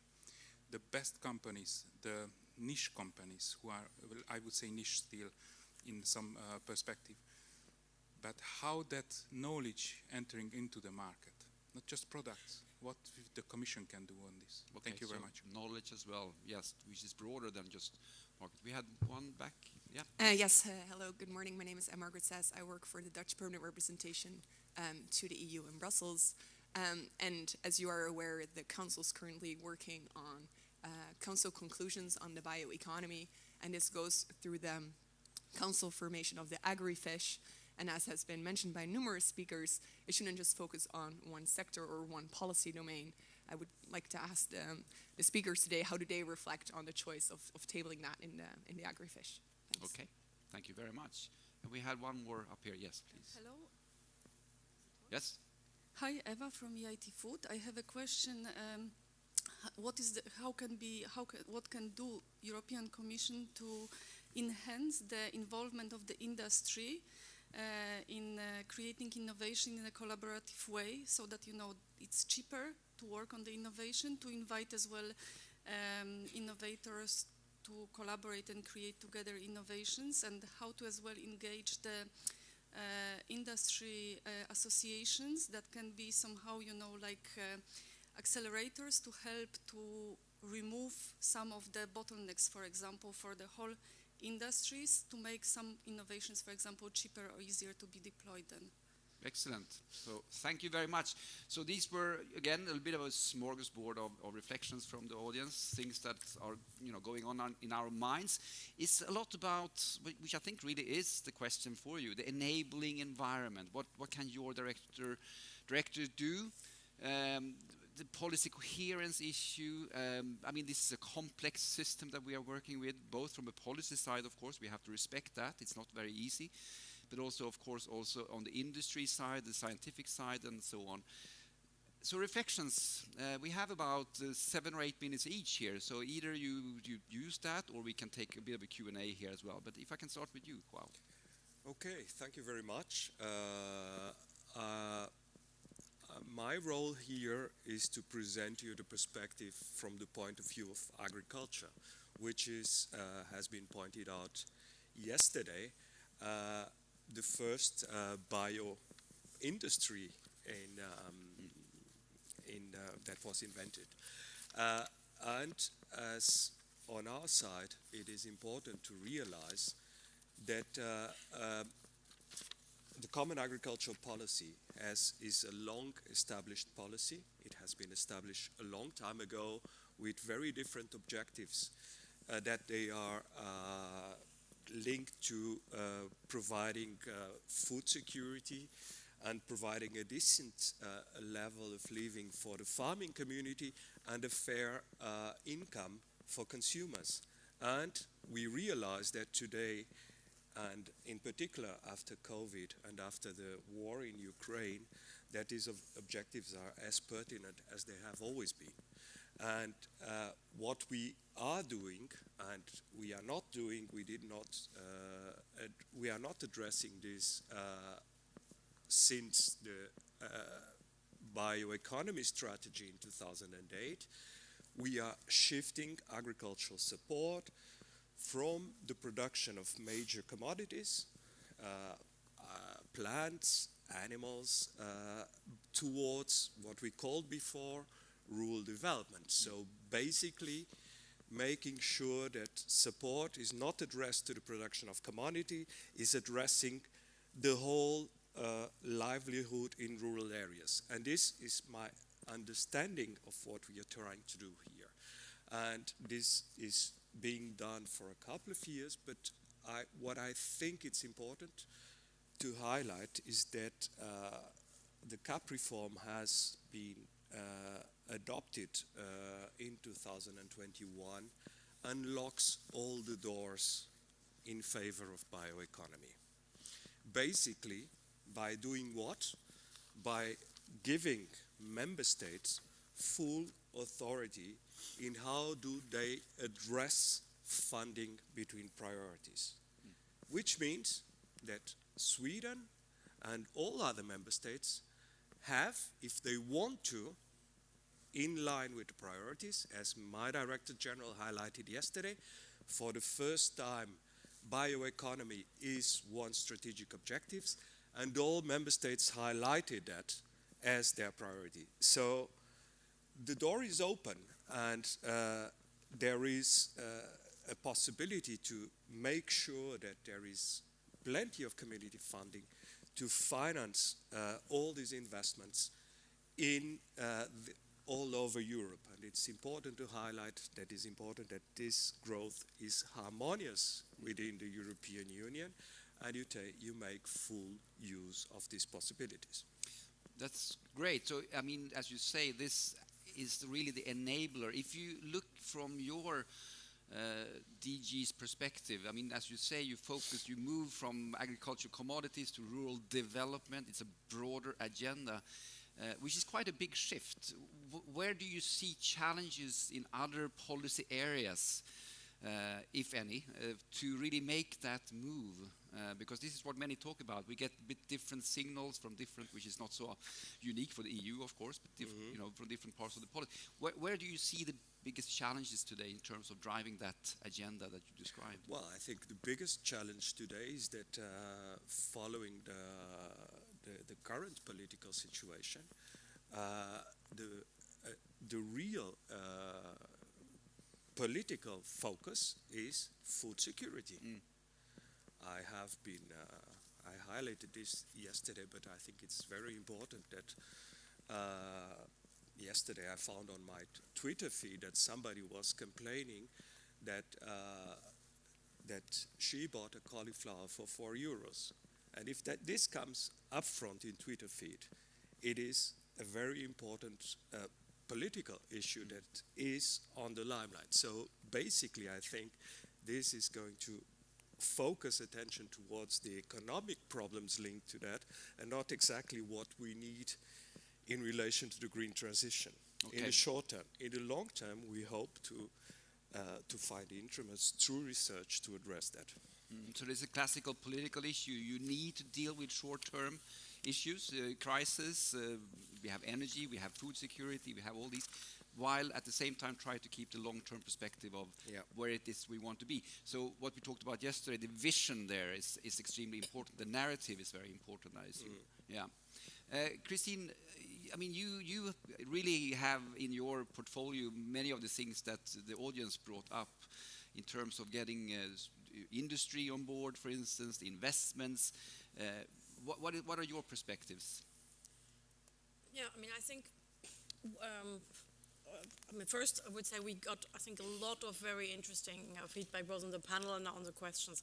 I think one of the key points was, as you said, enabling policy framework in the general context. I mean, we are working, as you know, we have a dedicated industrial strategy, which is about transitioning. And I think all this bioeconomy is about transitioning towards more sustainable solutions. But I think also, and I think this is a new momentum for the bioeconomy, there's a strategic issue, which maybe was not that present beforehand. I mean, even if we think about reinforcing, strengthening rural communities, you have a strategic point, not that if you're actually a bit more self-sustainable. So I think there is actually, from a political point of view, there is a very strong additional momentum, which maybe was not that present independently, of course, of the increase in energy prices, etc. So I mean, this is this framework, and we are working for different sectors on transition pathways for basically getting towards green and digital. I would say digital, I will not, I mean, that's we know, but it's less relevant here, but for this transition. And I think what we can actually deliver is to make sure that we look at the bioeconomy aspects in these different transition pathways in these different sectors. Because one of the challenges we have that it's at the same time sort of a holistic, all-encompassing issue, but then if you want to actually move forward, you have to go into sectors. And that was, I think, very well also explained before. And so we just published our transition pathway, for instance, for the chemical industry, where there are hooks. For the weak bioeconomy, we are working now on the pathway on the agro-food industry. So I think there, I mean, we heard all the examples. So I mean, I think what we need is that you help us to make the business case, because I think the business case is not for the Commission to make a business case for something. I think the business case is out there. It's for, I mean, as we've seen, there are so many bright ideas, so many. I think the business case is quite obvious. What we can do then is to help that this business case can actually thrive, and develop in this context. And of course, finance is crucial. I think, I mean, we saw the classical, Death Valley. I think we have, I mean, Nicoló, you presented what we do with the CBE. We have wonderful projects, and we have to make sure that they actually can then develop. For not only that we have the market availability. I mean, of course, it's nice that consumers have the product, but we want the production and the innovation to take place in Europe. And I think that is where we come in. And you mentioned also, I mean, we work together also with promotional banks. There are all kinds of, I mean, support. But I think this is a bit the missing link at the moment, that we make sure that we do not have these wonderful technological developments, then basically, going somewhere else and us just getting back the products, which are still nice, I mean, from an overall perspective. And I think in some cases, this is perfectly fine. I mean, you have to see where development takes place, but we still want that. I think most of the cases, the innovation then takes place in Europe, and there, I think, from the industrial perspective, we can bring in our share, and that's why, I mean, I very much welcome that there are these council conclusions on the bioeconomy under the Agri Council, but what I would hope is that we basically make this more mainstream, that we have a similar conclusions in the industrial Competitiveness Council conclusions, so that we basically make sure that we look at all the different aspects. So I think there basically, I think Agri can be, like a pilot and a sort of, I mean, a good case to actually then leverage it further. So that would be my hope. And maybe I'll come later back on legislation, because I don't want to talk too long now, because that was an issue which was brought up a lot as well. Yeah, okay, that would be interesting to hear something about legislation. But maybe, okay, John, let's move over to you. I mean, you also had the presentation yesterday, and now we've had the sort of conference for the 2 days. So your reflections would be very nice there. I mean, in terms of research and innovation, where do you see the need for further developments moving forward in order to push for the whole bioeconomy concept? Well, first, Johanna, I think you're too modest about the conference. I think part of the process of going to different places, and we don't do this very often, it's every couple of years, is to see it from different perspectives, from different economic or sectoral systemic views. And I think the Swedish presidency action here has been very timely. And the Dutch colleagues who are here, I think the importance in the Council, just to answer that question, the Council is indivisible, as you know. It's one entity legally, and the importance is that the bioeconomy is taken up by the Council, and that a deadline is set to hold the Commission to come back and report and to take into account what takes place. And the last time the Agriculture Council did this, the impact was that bioeconomy, as João says, was written into the Rural Development Programme, and there was also BioEast, which is a hugely important initiative, was launched. So, you're being too modest, Johan, in terms of the importance of this. Maybe just to say 2 or 3 things and to come back on some of the questions in doing so. So, what we're trying to do here is transition by design. And I think as Madeleine was talking about the need for speed, we have a decade, but we don't have, as Nicoló said, decadal instruments for decadal change. We're all working on 3-year audit cycles and reporting cycles. So it is very difficult. And the analogy I give is like standing at 1850 and being told you need to do the Industrial Revolution in 10 years. You need to produce railways and street lighting and electricity and so forth, pharmaceuticals and all the rest. That's where we're at. It's difficult. Now, the bioeconomy is not something which is unknown or unnatural or something we're not very good at. But what you're talking about, the shift from value chains, which are easier, to use the word taxonomy, without getting abuse from people in the forestry sector, as a taxonomy, it's an easier thing to work on than systems changes.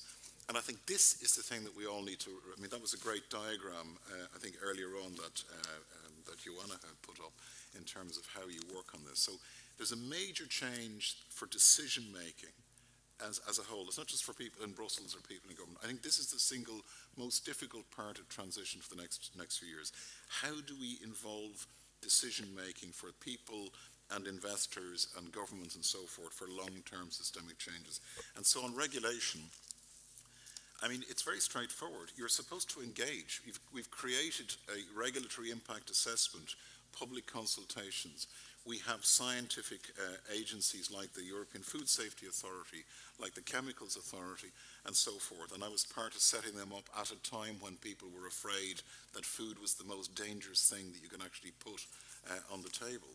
So it is true that regulation is also supposed to be, it's obviously supposed to be safe and so forth, to set direction.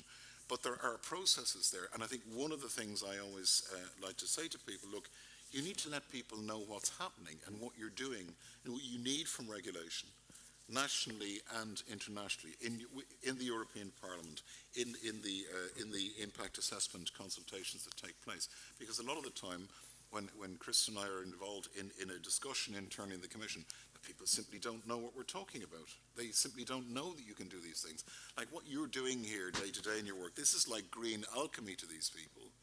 So, you know, you have a big communication, not me, you have a big communication exercise as part of your democratic responsibility.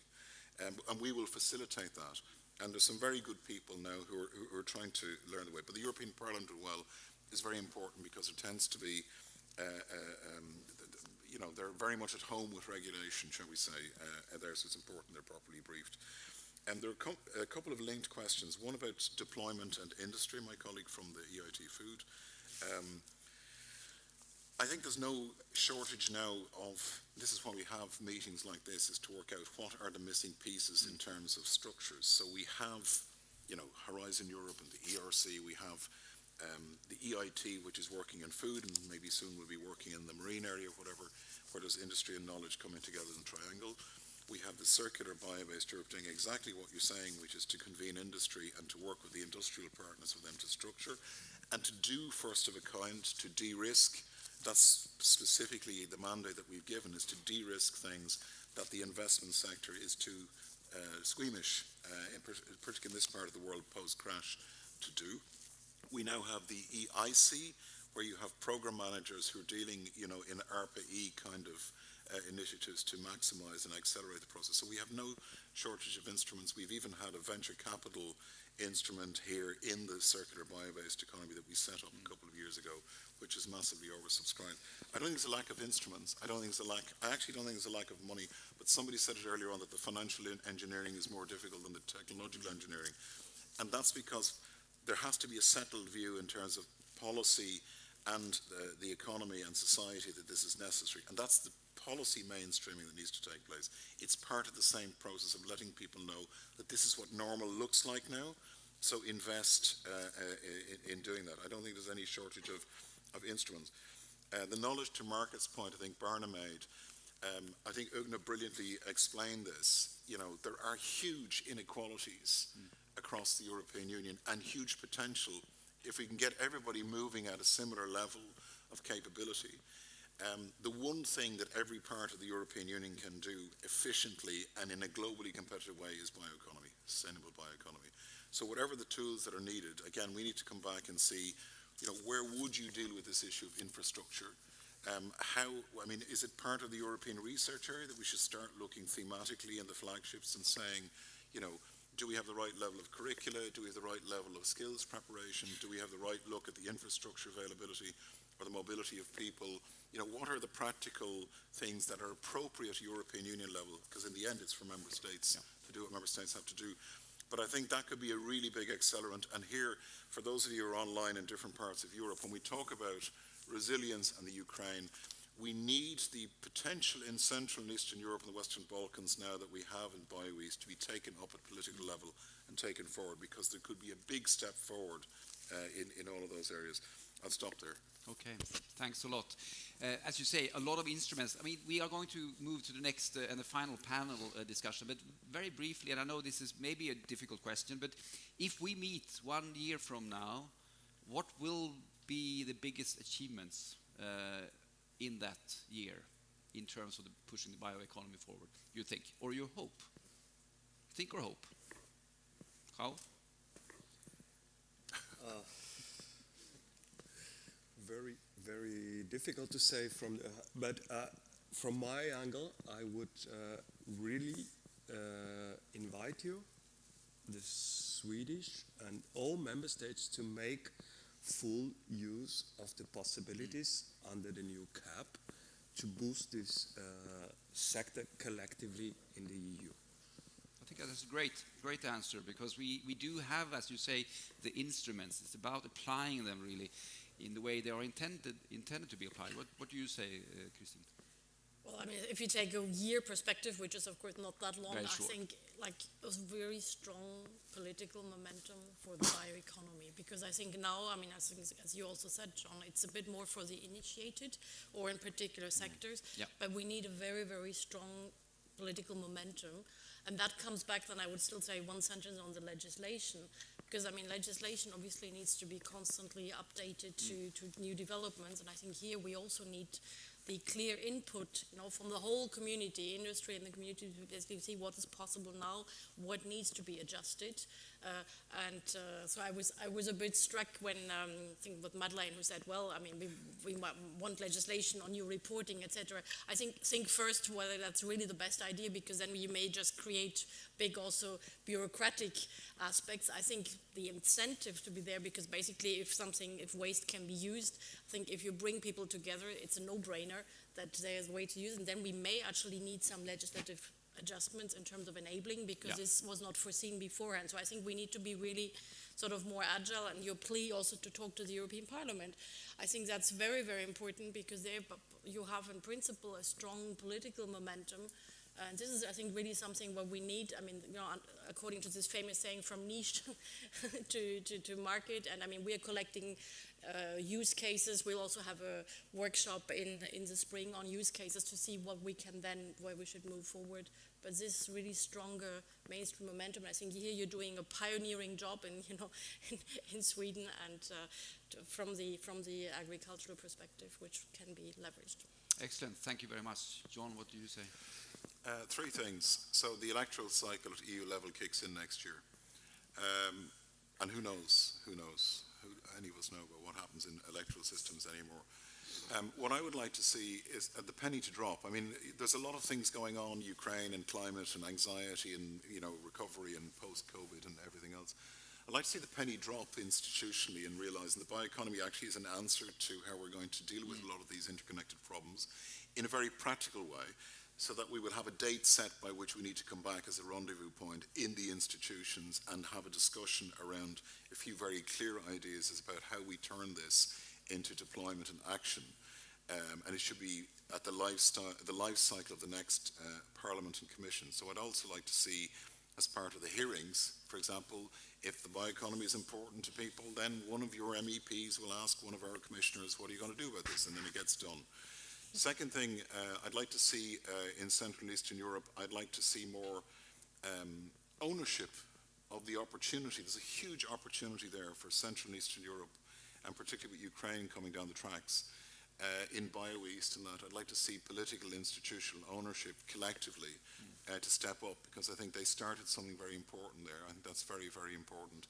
And the third thing I'd like, and this I think I can predict, you will start to see actual stories about, can you believe this? There's a factory in the north of France that's turning insects into protein, or, you know, what I call the green alchemy. That you will start seeing these stories, because it's very important to show and tell if you want to build momentum. They're my three wishes. Thank you. But I think actually that concludes very well also this session. I mean, as you say, it is important really to get the scale up, to start to see the practical examples, what it actually can generate in terms of rural development, not least, not just a niche sector. This is the future. But what I like, and you all signal this is a collective responsibility. It's easy to point fingers and say the Commission should do this or that and so on. But we have a collective responsibility here as actors in all this to drive things forward.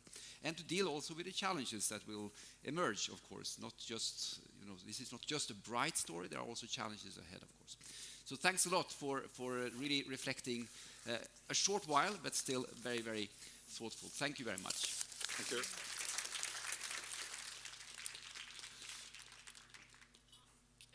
Marvelous. You can bring a glass of water. Yes, so can I ask my panelists to join me up on stage, the 4 final panelists here.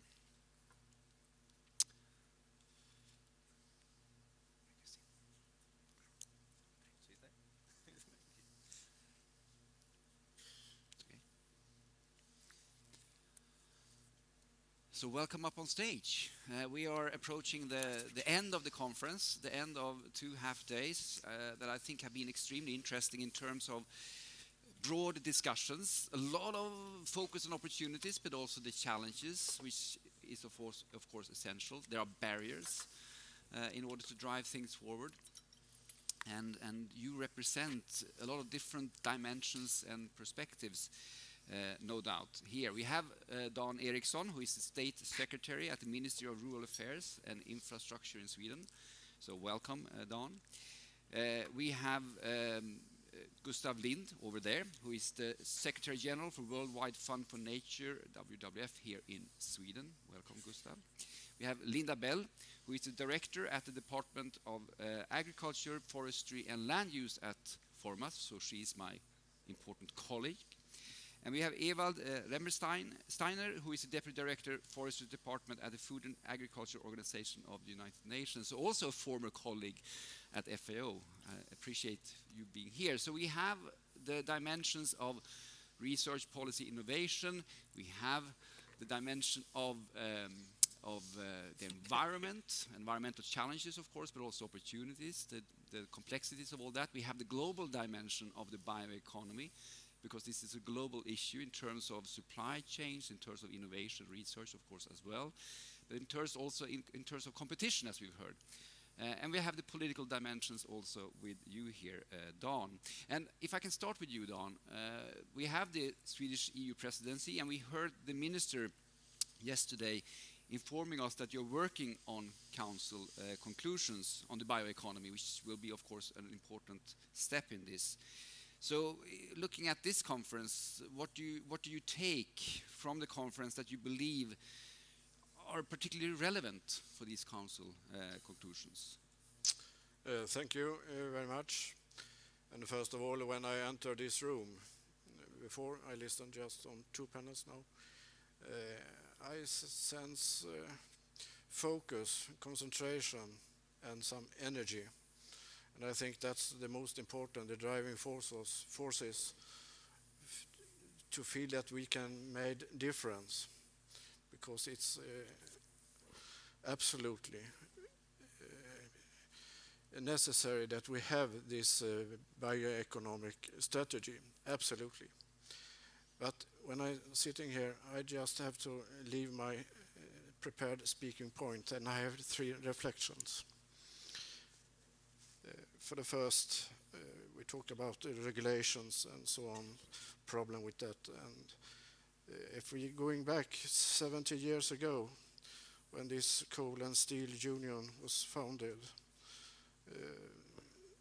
one of the base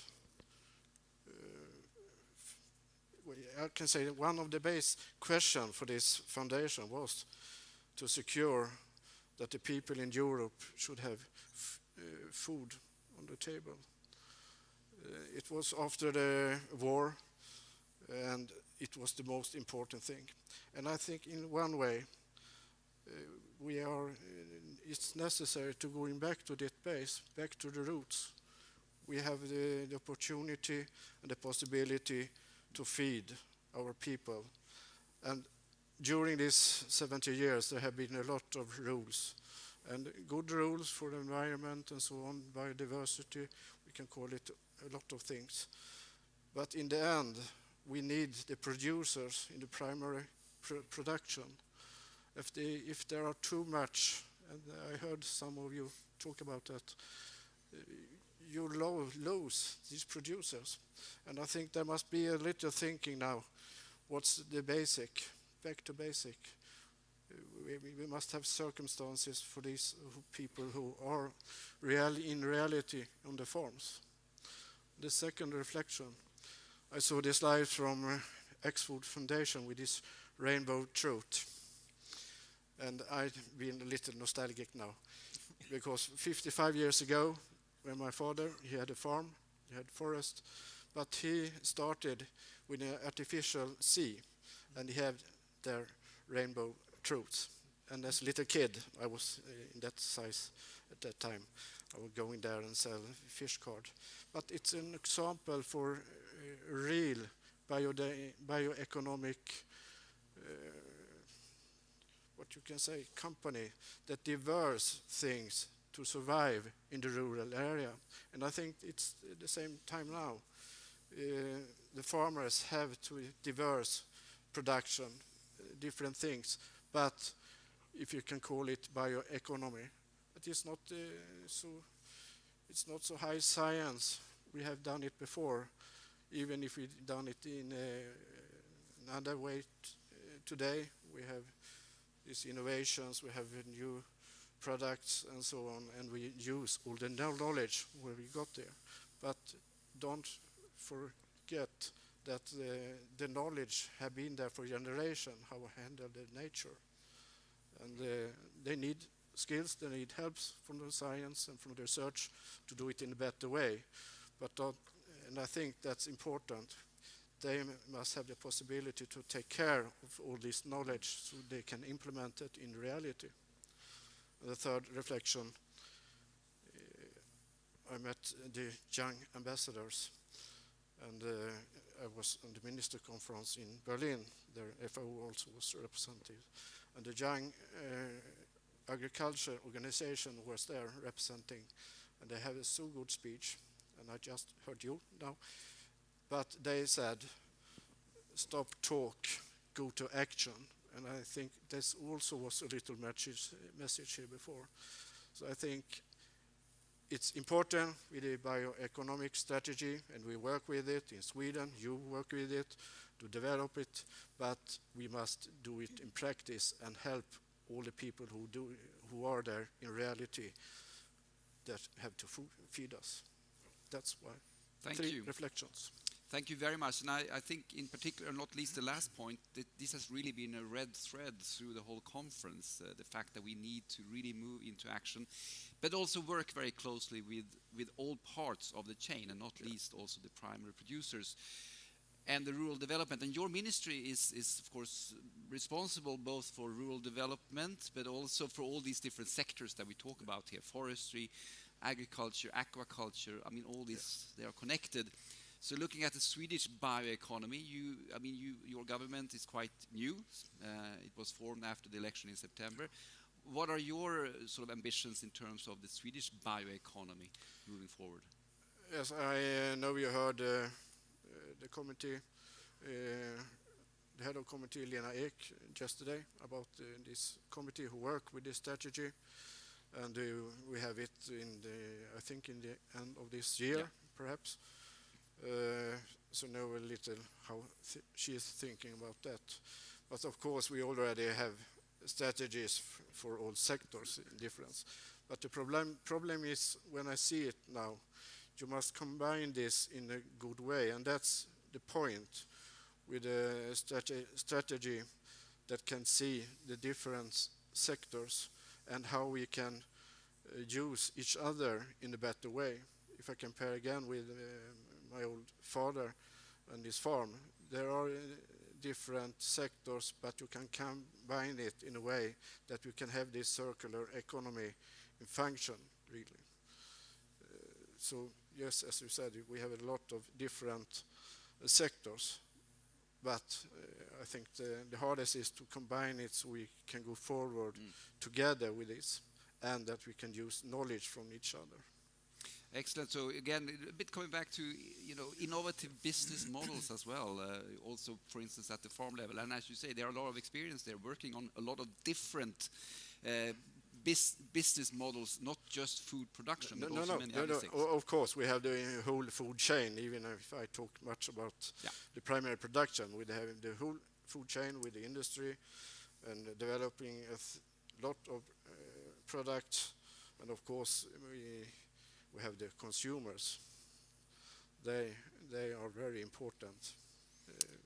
And we saw, even in newspapers today, consumers in Sweden start to select, not necessarily from an environmental point of view, the best product because of the food prices and so on. So there are pushes here, and that moves over to you, Gustav. Maybe we talk a lot about the opportunities of the bioeconomy, and of course from WWF perspective, you are also aware of the fact that this represents a very important step away from the fossil fuel-based economy in many ways, but there are also challenges. Maybe you can reflect a little bit on how you approach the whole bioeconomy concept as an organization. I think the bioeconomy concept can be great if it's done well, because sort of the issue of phasing out fossil fuels, there are many answers to it.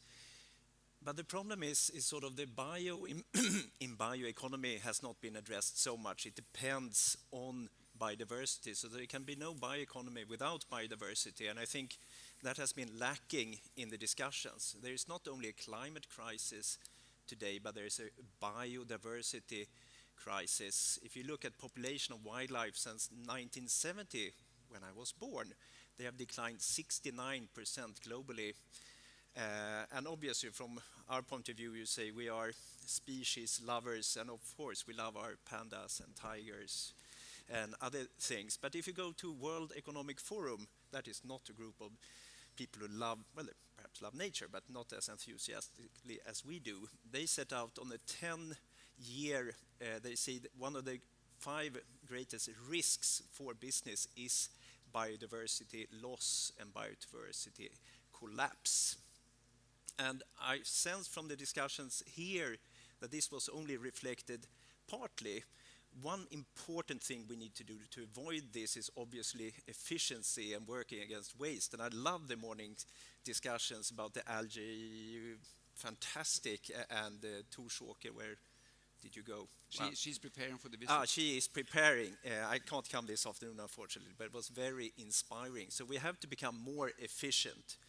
But then also we have to protect environment in order for there to be a biodiversity that the bioeconomy rests on. And I get a little bit nervous here when I hear it was mentioned about the biomass gap coming, because easily the traditional industry can go on and say that there's a new reason, we need to fish more.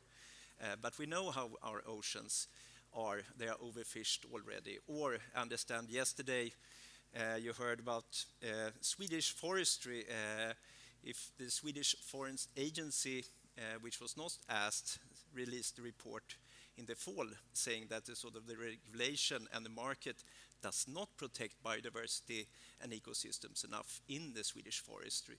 So we can't just intensify what we do. We need to protect biodiversity by efficiency, but also in different ways. And an important instrument here is the Convention on Biodiversity, and they had a meeting in December and decided that you needed to reverse nature loss until 2030.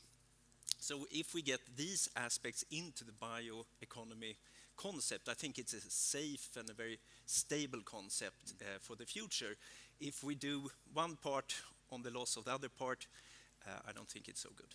And what is your, because I mean you work all over the world, WWF, and there is constantly that sort of challenge, the goal conflict. How can you practically try to come up with solutions that means we avoid these negative externalities, the negative impacts that maybe an increased use of bioresources would imply to replace fossil fuel, for instance? Is it just efficiency? What are your strategies in terms of that? That would convince politicians yes, as well. I will try to convince Don here. No, I think you have to sort of work on different ways. We work a lot against consumers to sell what is the sustainable choice and what is the unsustainable choice, so they do the right thing. And it's difficult now when prices are high. I understand that. And we work with companies also, and I see a big shift because a big part of the economy have understand the climate issue.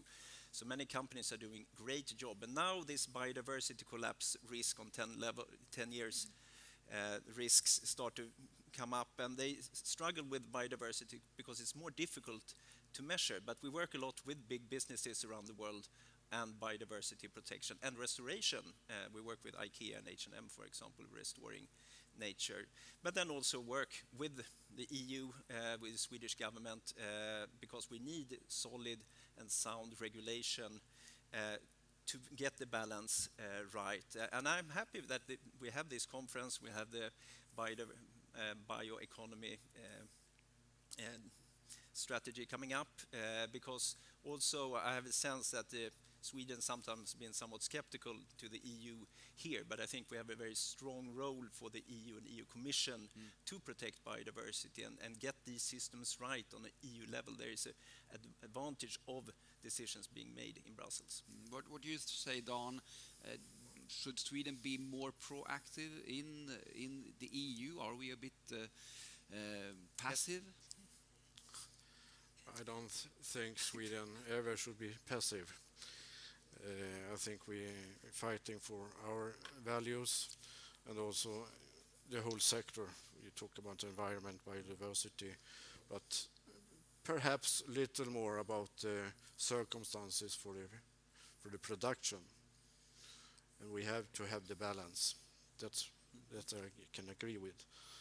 Perhaps we can see a little more, and if we put it in this time now, it's another time if we compare for 1 year ago, and I think that can be a little change about thinking about how to protect our production to be self-sufficiency and so on. And I think every country are going to thinking in that, and it's better, of course, if we can thinking in Europe in the whole, and of course also the global situation.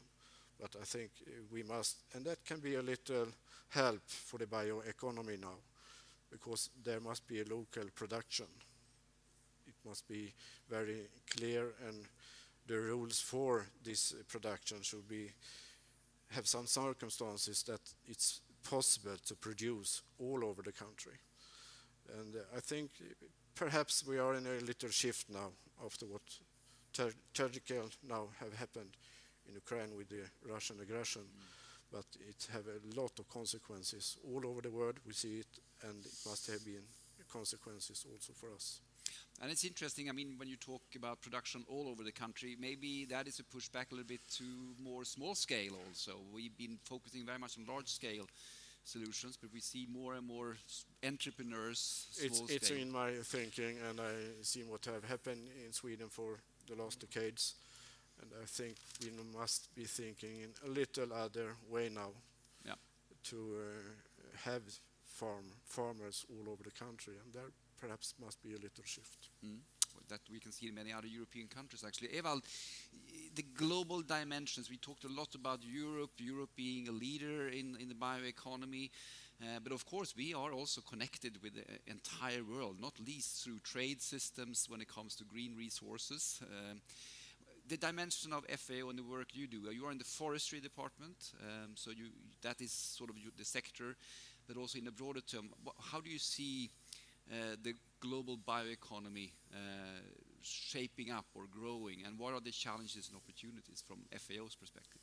Oh, challenges and opportunities, you could talk really for a long time, but let me start by really thanking you for inviting FAO to this panel, because as you say, Europe is so much interconnected to the world that it would be difficult to have this discussion in isolation.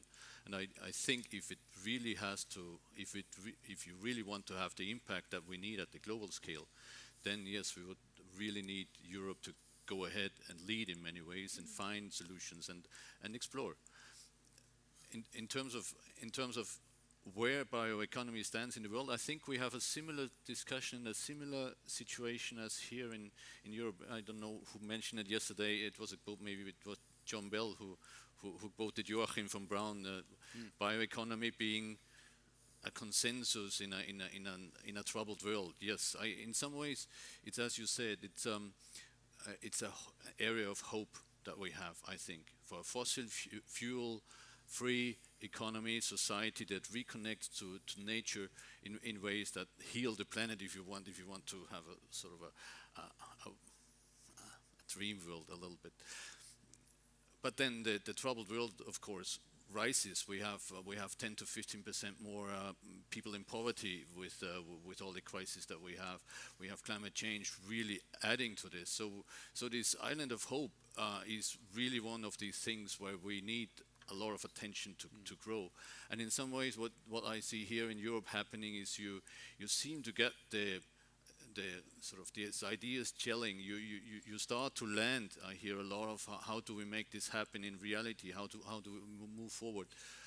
At the global scale, we are not yet totally there, but at least from a FAO membership, we have around 194 members, European Union being one.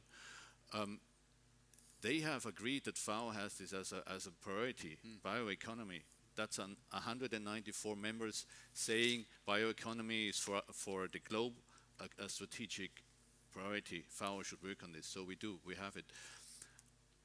That is one, but there is also a lot of other regions and countries that have bioeconomy strategies. And it's a bit the same discussion. A lot of it, I was wondering how can it be that it's so similar what we discuss at the global levels to what you discuss here? There's many issues that you have to connect, but also these many good ideas and solutions that are there. Tomorrow, I think we have this the One Forest Summit held by Gabon. So now Gabon being a leader in thinking how can we combine protection with building a bioeconomy in a Congo basin country. They pledged 30% of their area to be protected, and they want to make a bioeconomy. It's maybe not framed as a bioeconomy in the wording, but it's about how can we use our resource in a sustainable way, building a basis for the people that want food and that want to live. So we have these dynamics, and we will need Europe in a way to sort of give that a push. And one of the things that I've heard quite a lot here, and which is really nice, is this sort of, we need to come together in many ways, and it will remain complex, but we have to move on. And that is something that we in FAO really would want to support very strongly.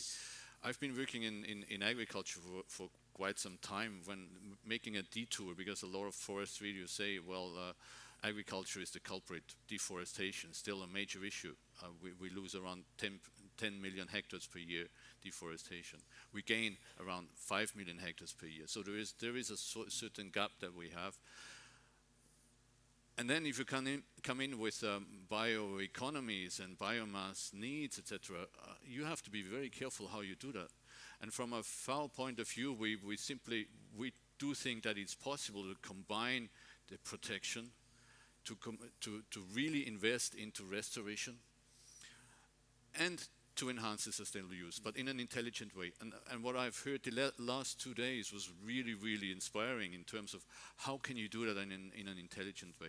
As you say, it's not about the quantities, as many of you said. It's not about the quantities. We have to reframe our thinking from how much volumes we use to how much value we add. And one of the things that I heard a little bit more yesterday and a bit less today, because it was a shift from, okay, how do we bring the rural areas in, how do we bring the real farmers into this picture, to how do we scale this into industry type thinking, because this will be needed, because we have actually three challenges: the scale, the speed that we would need to keep on this 2 degrees centigrade path, moving into the sort of future and becoming more real. And then, of course, the sustainability of it.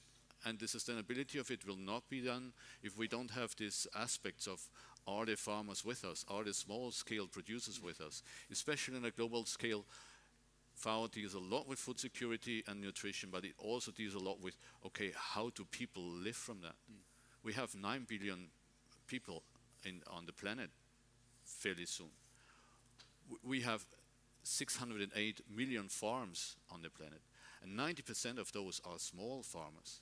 So how can they make a living from biomass for food, but also for other things, and give them a hope? And that's one of the things where I come back to this sentence of von Braun. Okay, it's a consensus. There is a vision forming, and we need to make it happen, because we don't have so many good alternatives. And yes, for FAO, of course, European Union being such a strong partner for us, it's a great partnership to link to others who actually do that. And there are more people that do that in practice as solution drivers than you would think at first sight. Thank you very much. exciting. No, thank you very much, and also for bringing that really strong development dimension of this. Of course, working at FAO, that is actually really a central thing. But I also like is the fact. I mean, you stress a little bit that there are also other countries outside of Europe, of course, that can show leadership, and we can learn from them as well. And maybe they are not so entrenched in our sort of economic system in a way that they can actually leapfrog in terms of technology and thinking. I know, Linda, you always, when you sit and listen into different discussions and panels, you start to think about research questions. Of course, Forma's working on the whole spectra from basic resource, applied resource, but also innovation. Listening into the conference, I mean, where do you see these sort of research gaps? Where do we need to invest more in order to really build also the knowledge base that different organizations, industry, policy needs? Thank you, Johan. So it's been super interesting to follow these 2 days of conference, and I'd like to thank the organizers for bringing in a lot of interesting issues on the table here today. But a couple of reflections. I think several things came back yesterday and today, and I think that one of the objectives of a sustainable bioeconomy has to be to ensure that the available resources are used to combine in a combined way to maximize the societal benefits. And with scarce resources, that can be pretty tricky, of course, we all know that. And we have some very good research instruments already in place. Horizon, as was mentioned by Mr. Bell previously. We have, of course, the missions, and we have national instruments, such as the ones that we at Formas work on. But the role of research then in science in this context, I think, has to be to really be pretty brave at this point, because we have to look several steps ahead, not just 5 years ahead, but 10, 20, 30, even 50 years ahead. So we have to work with methods like foresight. We have to work with disruptive technologies and innovation. We have to work across the sector. We have to work with civil society, with industry, with the public sector to move ahead very quickly. And I think moving on to one of the central issues around the bioeconomy, which is food, it's a huge challenge, of course, as you were mentioning from FAO, how to produce enough healthy food for a growing global population while at the same time reducing environmental and social impact. But we have the methods, and I think science is going to be key.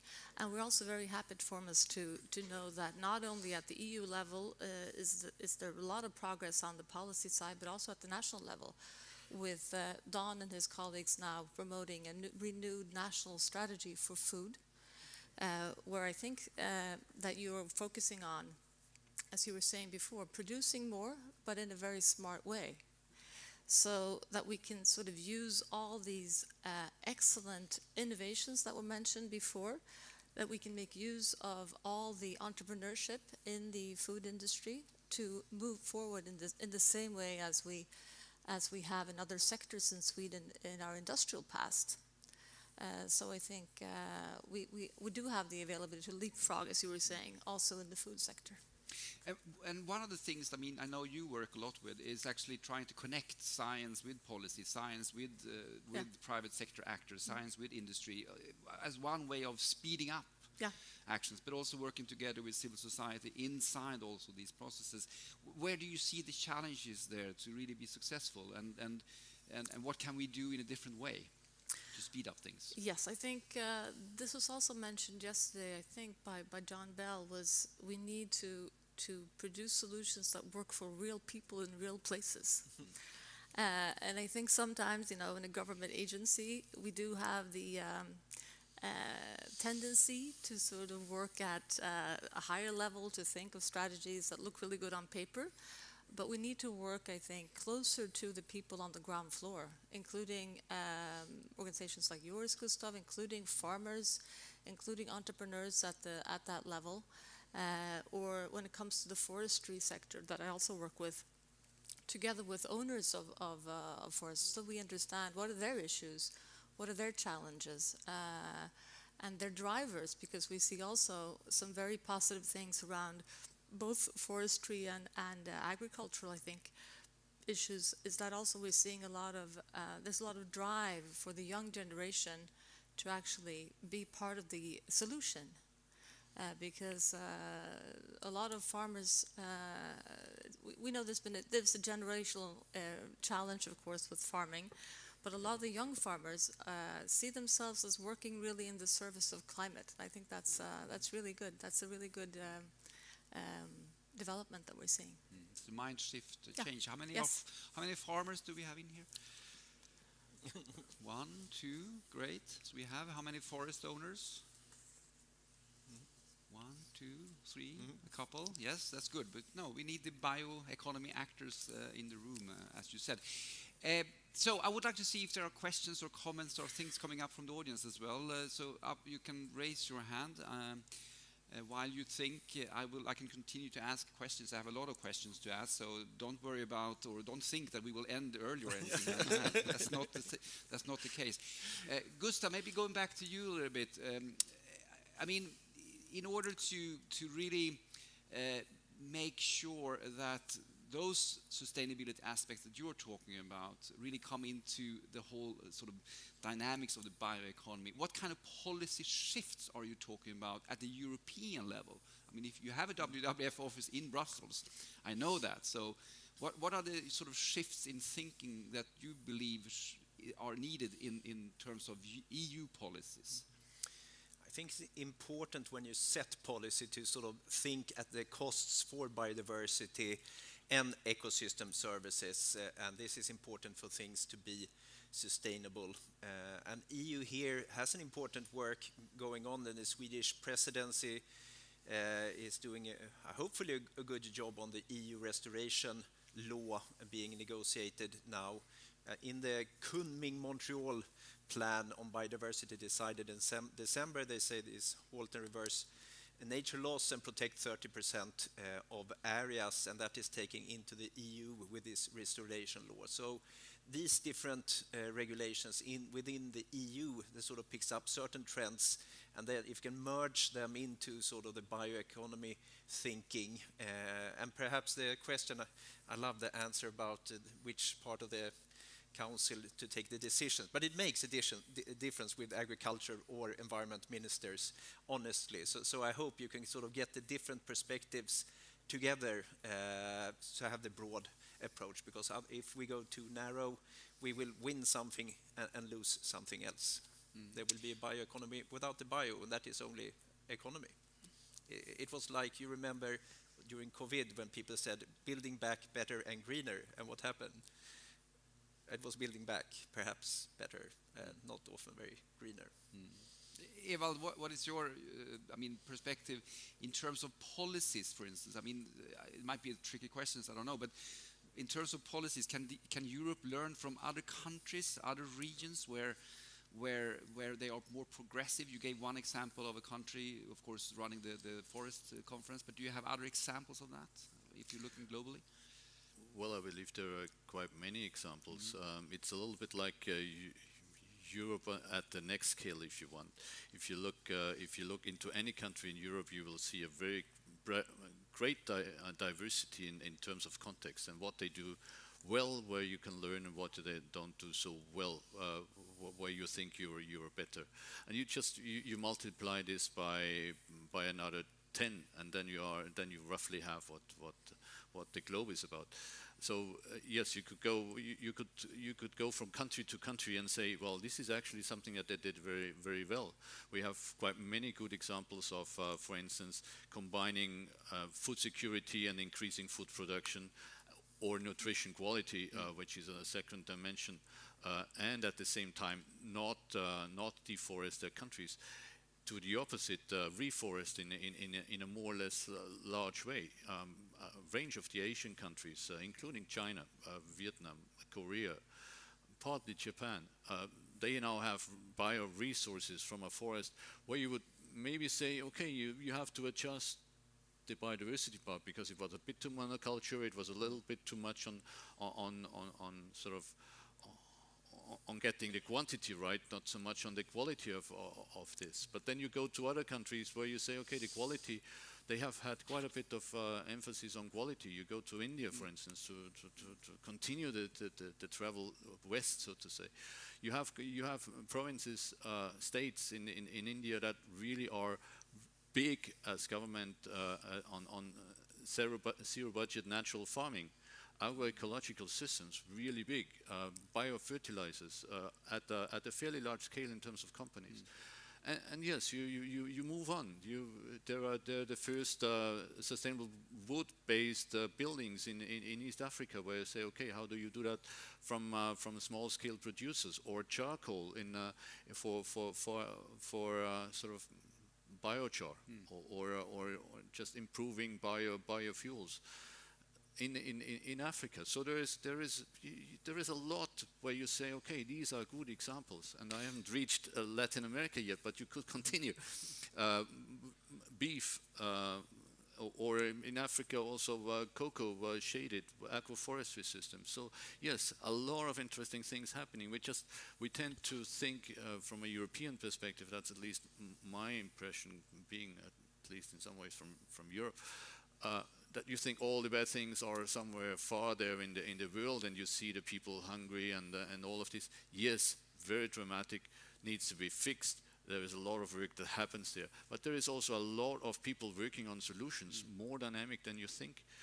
Maybe not at this industrial scale, because yes, the environment here in Europe is bigger and better in terms of large scale, putting large scale solutions there, and yes, you are in competition with other industrialized countries. But overall, like this sort of mentality shift of everything is going down the drain to we need to work on solutions. That's the important paradigm shift that I have heard yesterday morning, and it's the same with this. We need to protect everything, and yes, but how we live and get our food and get our societies going, and income for people. That shift, I think, is important, and it's the same shift that we need. How it's my view how Europe works with other countries. It's a partnership on finding and implementing solutions.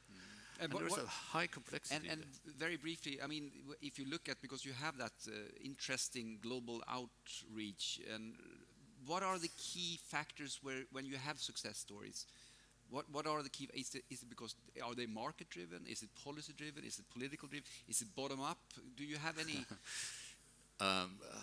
Yeah, there's a variety. In terms of restoration, I believe that's a lot government policy driven. Where we see good examples, but then it's also if restoration is done in a way that benefits the small farmer, increasing biodiversity, helping agro-biodiversity on the field and their productivity, they are in. So government just helps making this bigger, and then there is a communication component to it. So in terms of small-scale solutions, that can be, from my point of view, they are really important because they reach the smaller farmers.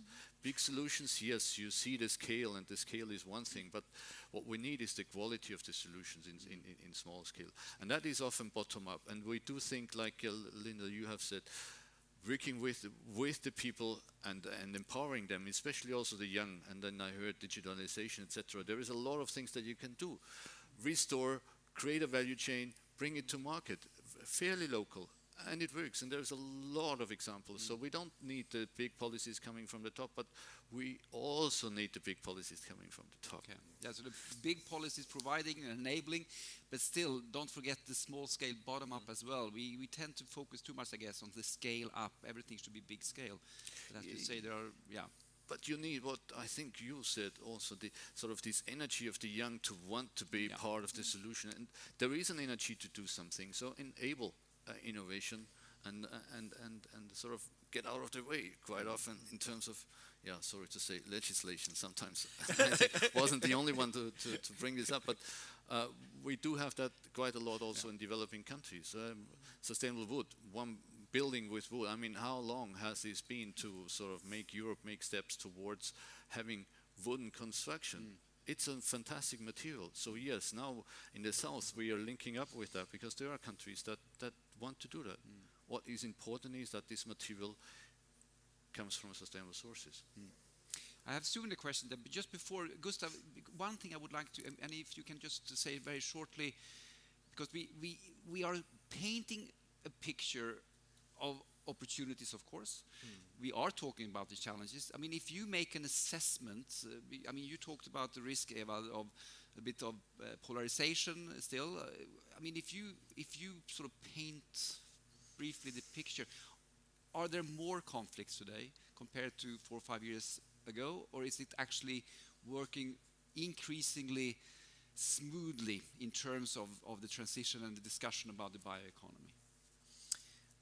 I think COVID and then Ukraine created a lot of problems for the transition.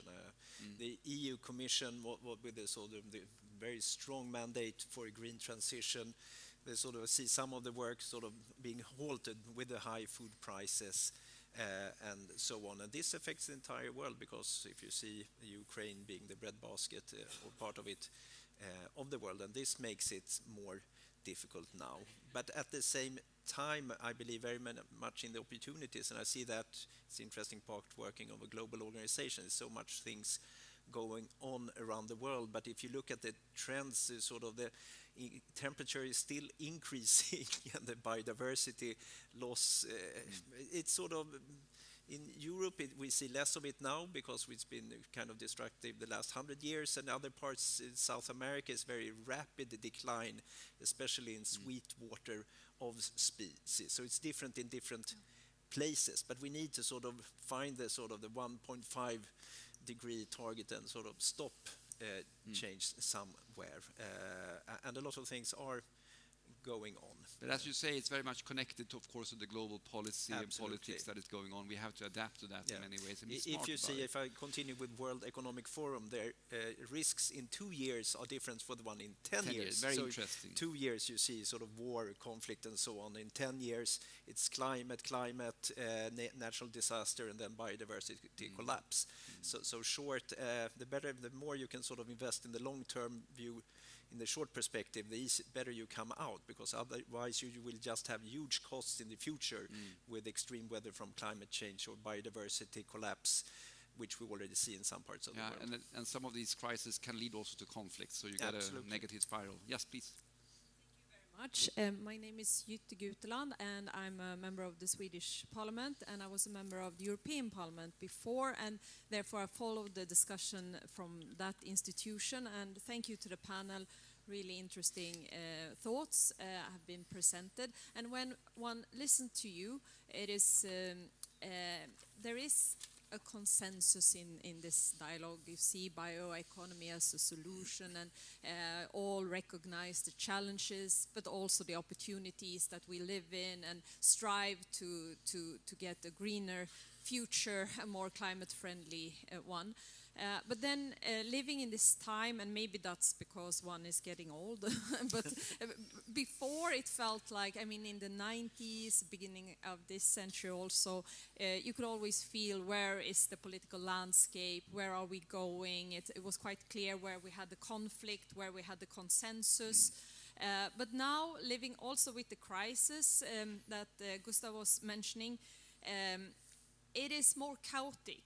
When you listen to you, it's not chaotic, but when one listens to all the different bubbles out there, it's really confusing, chaotic. Some people see it as nothing should change at all. Others believe that we are going for, the world is going in a catastrophic way, and there are no measures that is done whatsoever. You know, you can all imagine it. I don't have to describe. You can all, I see that you follow me here. And therefore, for me, my question is, with the bioeconomy as one solution, but also with remembering what this Commission has done with the Green Deal, also with the climate law, the climate package, how do you see, how could the next circle in the EU bubble, with the new Commission coming on, the new election in the Parliament, what should be the next big shift now? How can one build upon this and yet get the trust of the citizens? It's a big question, but if some of you would like to pick it up, I would be grateful. And you know what I would do? I would like them to do that, but I will also direct the question back to you, because you've been in the European Parliament, you've been driving a lot of the policy. Good luck. And it would be interesting to hear. It would actually be interesting to hear what you say actually about that as well, if that is okay. Who would like to start? Linda? Yeah, let me start. That's thank you, Jutta. That's very interesting and philosophical question almost. I think the current Commission and Parliament has done some very, very good things in the area of sustainability, bioeconomy, and climate. But what I think is lacking a little bit, and what I'm hoping for the next years to come in that direction, is to actually show some of these transition pathways more in practice, to show what do they actually look like, and to show we heard Fossilfritt Sverige yesterday, for instance, show that they can actually bring us a better life than the one we have today as citizens of the European Union. So I think that is to give us that vision, and you feel sometimes where we live in a time where politicians don't give us visions anymore. So that's sort of what I'm asking you and you to do, because I think we need those visions to get us there. And I think when it comes to issues that we as funders and research institutions have to work with, it's also, again, providing those examples. So for instance, we talked yesterday and today a lot about land use and increased pressure on land use for agriculture, reforestation, and so on. Supply of food and feed and house building and what have you, especially as you were saying in the developing world. Here in Europe, of course, we're becoming fewer and fewer people, so that kind of decreases the pressure a bit in some ways at least. But what I think we do have to provide, research I think has a key role, is to show those positive examples. Like carbon sequestration is amazing. Like we can actually use agricultural land for positive climate impact. We can use forestry much more intelligently than we did today for climate. Agroecology was mentioned, agroforestry. So there are so many positive stories to tell, and I think that's, Yeah, in a time of crisis, it's even more important, of course, with the narrative and the visions. What do you say, Dan? What would you hope? This will actually shift during this government also. Yes, I've been out from politics for a lot of years, so when I now returned 4 months ago, I can just agree with you that the polarization have increased a lot, and I think the discussion is about things that we can't say doesn't matter, but if we see the reality and what's the important questions, it's about how we should survive and how we can build this society with this bioeconomic strategy. And I don't think, as I said before, it's so just top science. It's natural how we use our natural resources in a good way in a circular economy. And I think that is a tragic background, but what happens now in Ukraine can open our eyes to see what is important.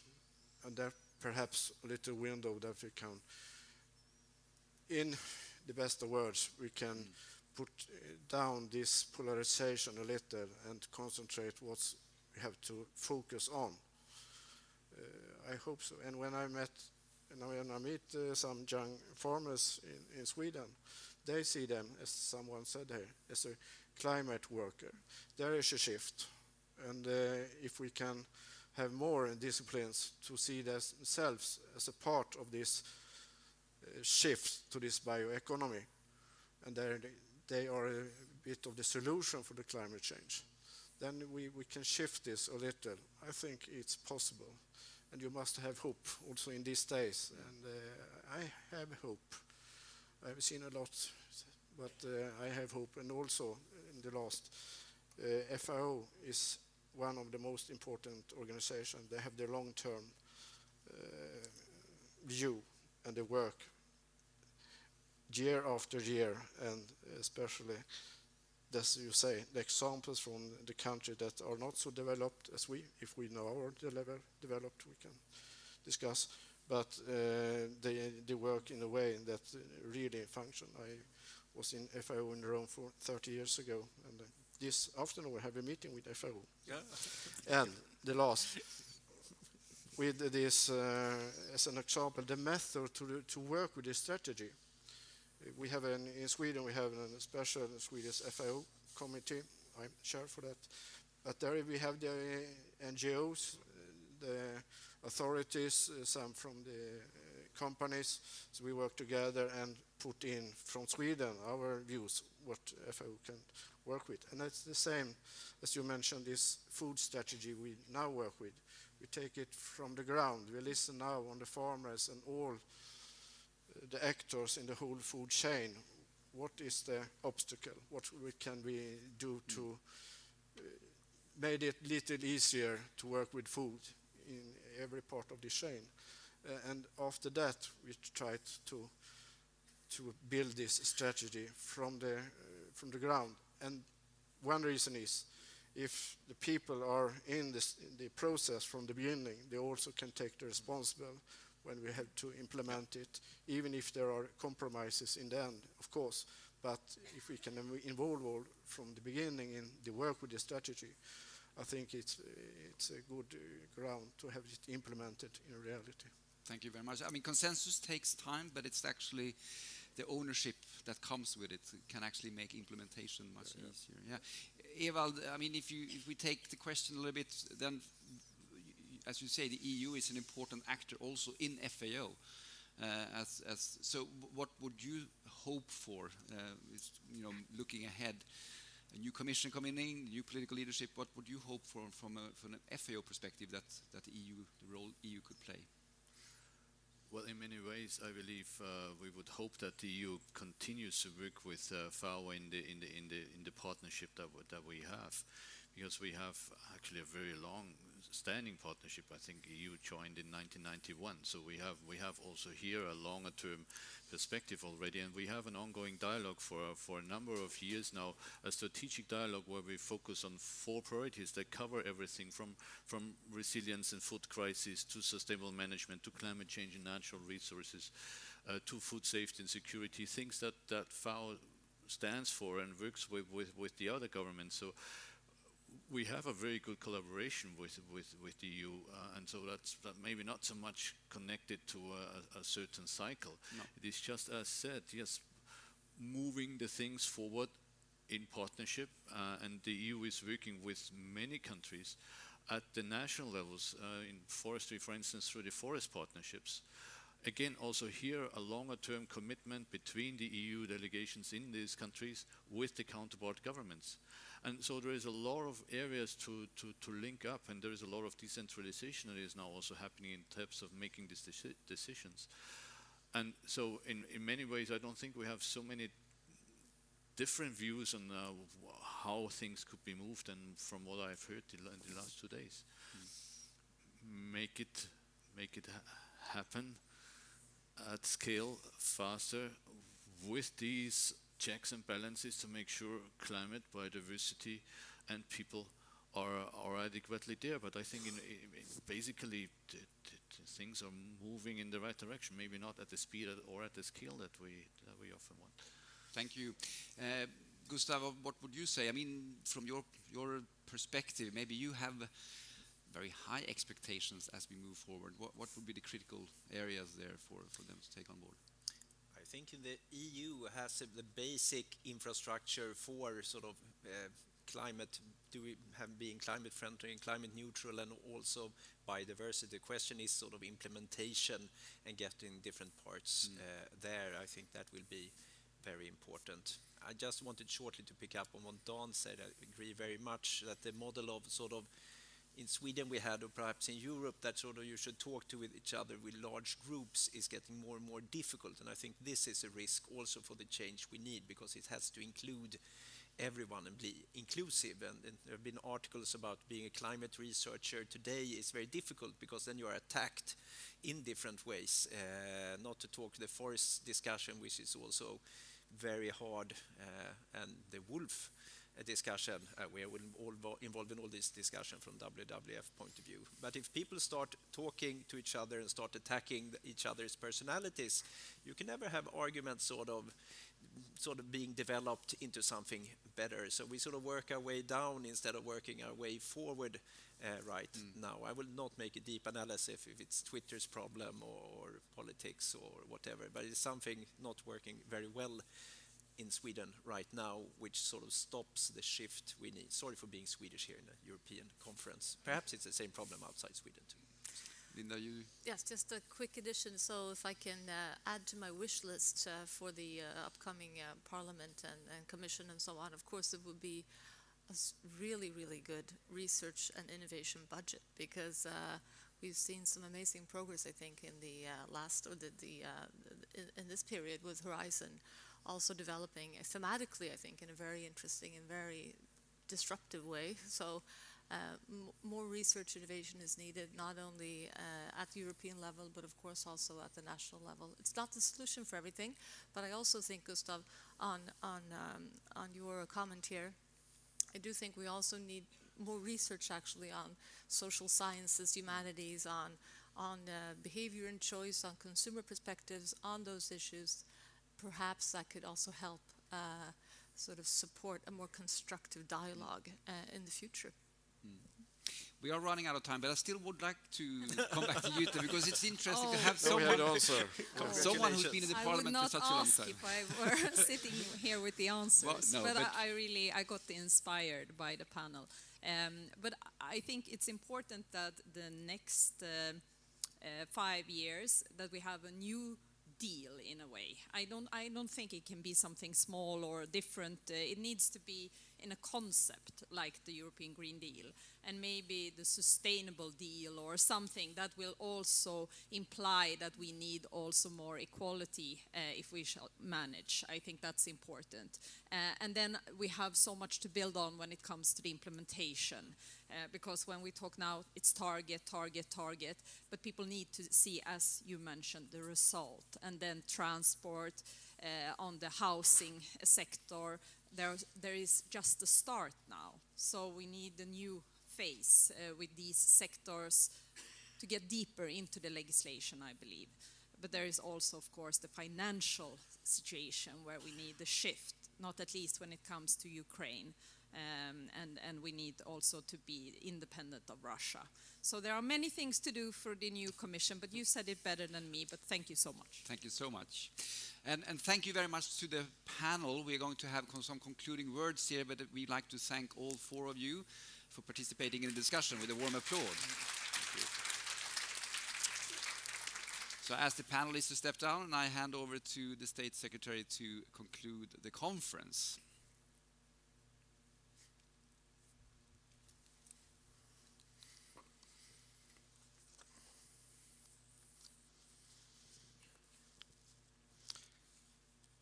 And thank you for that. And now I think it's best going to my speaking point, so I don't say anything wrong. It was very interesting to be here. It has given me a lot of energy.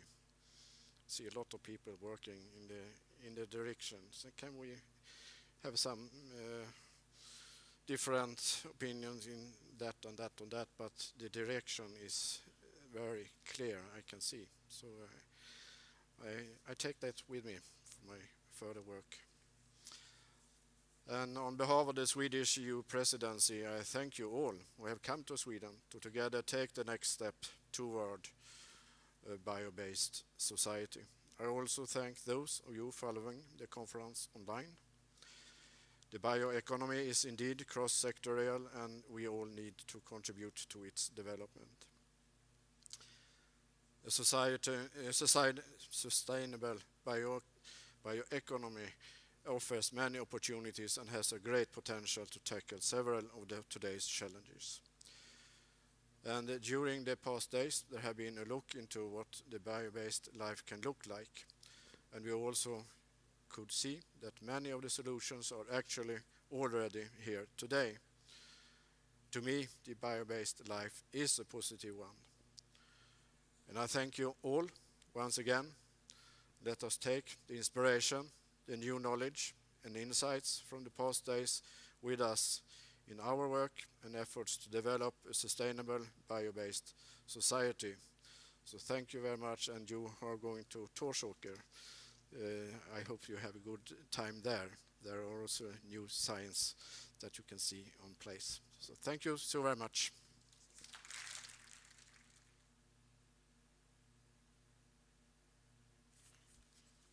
So thank you very much, State Secretary. This is just also a piece of information now.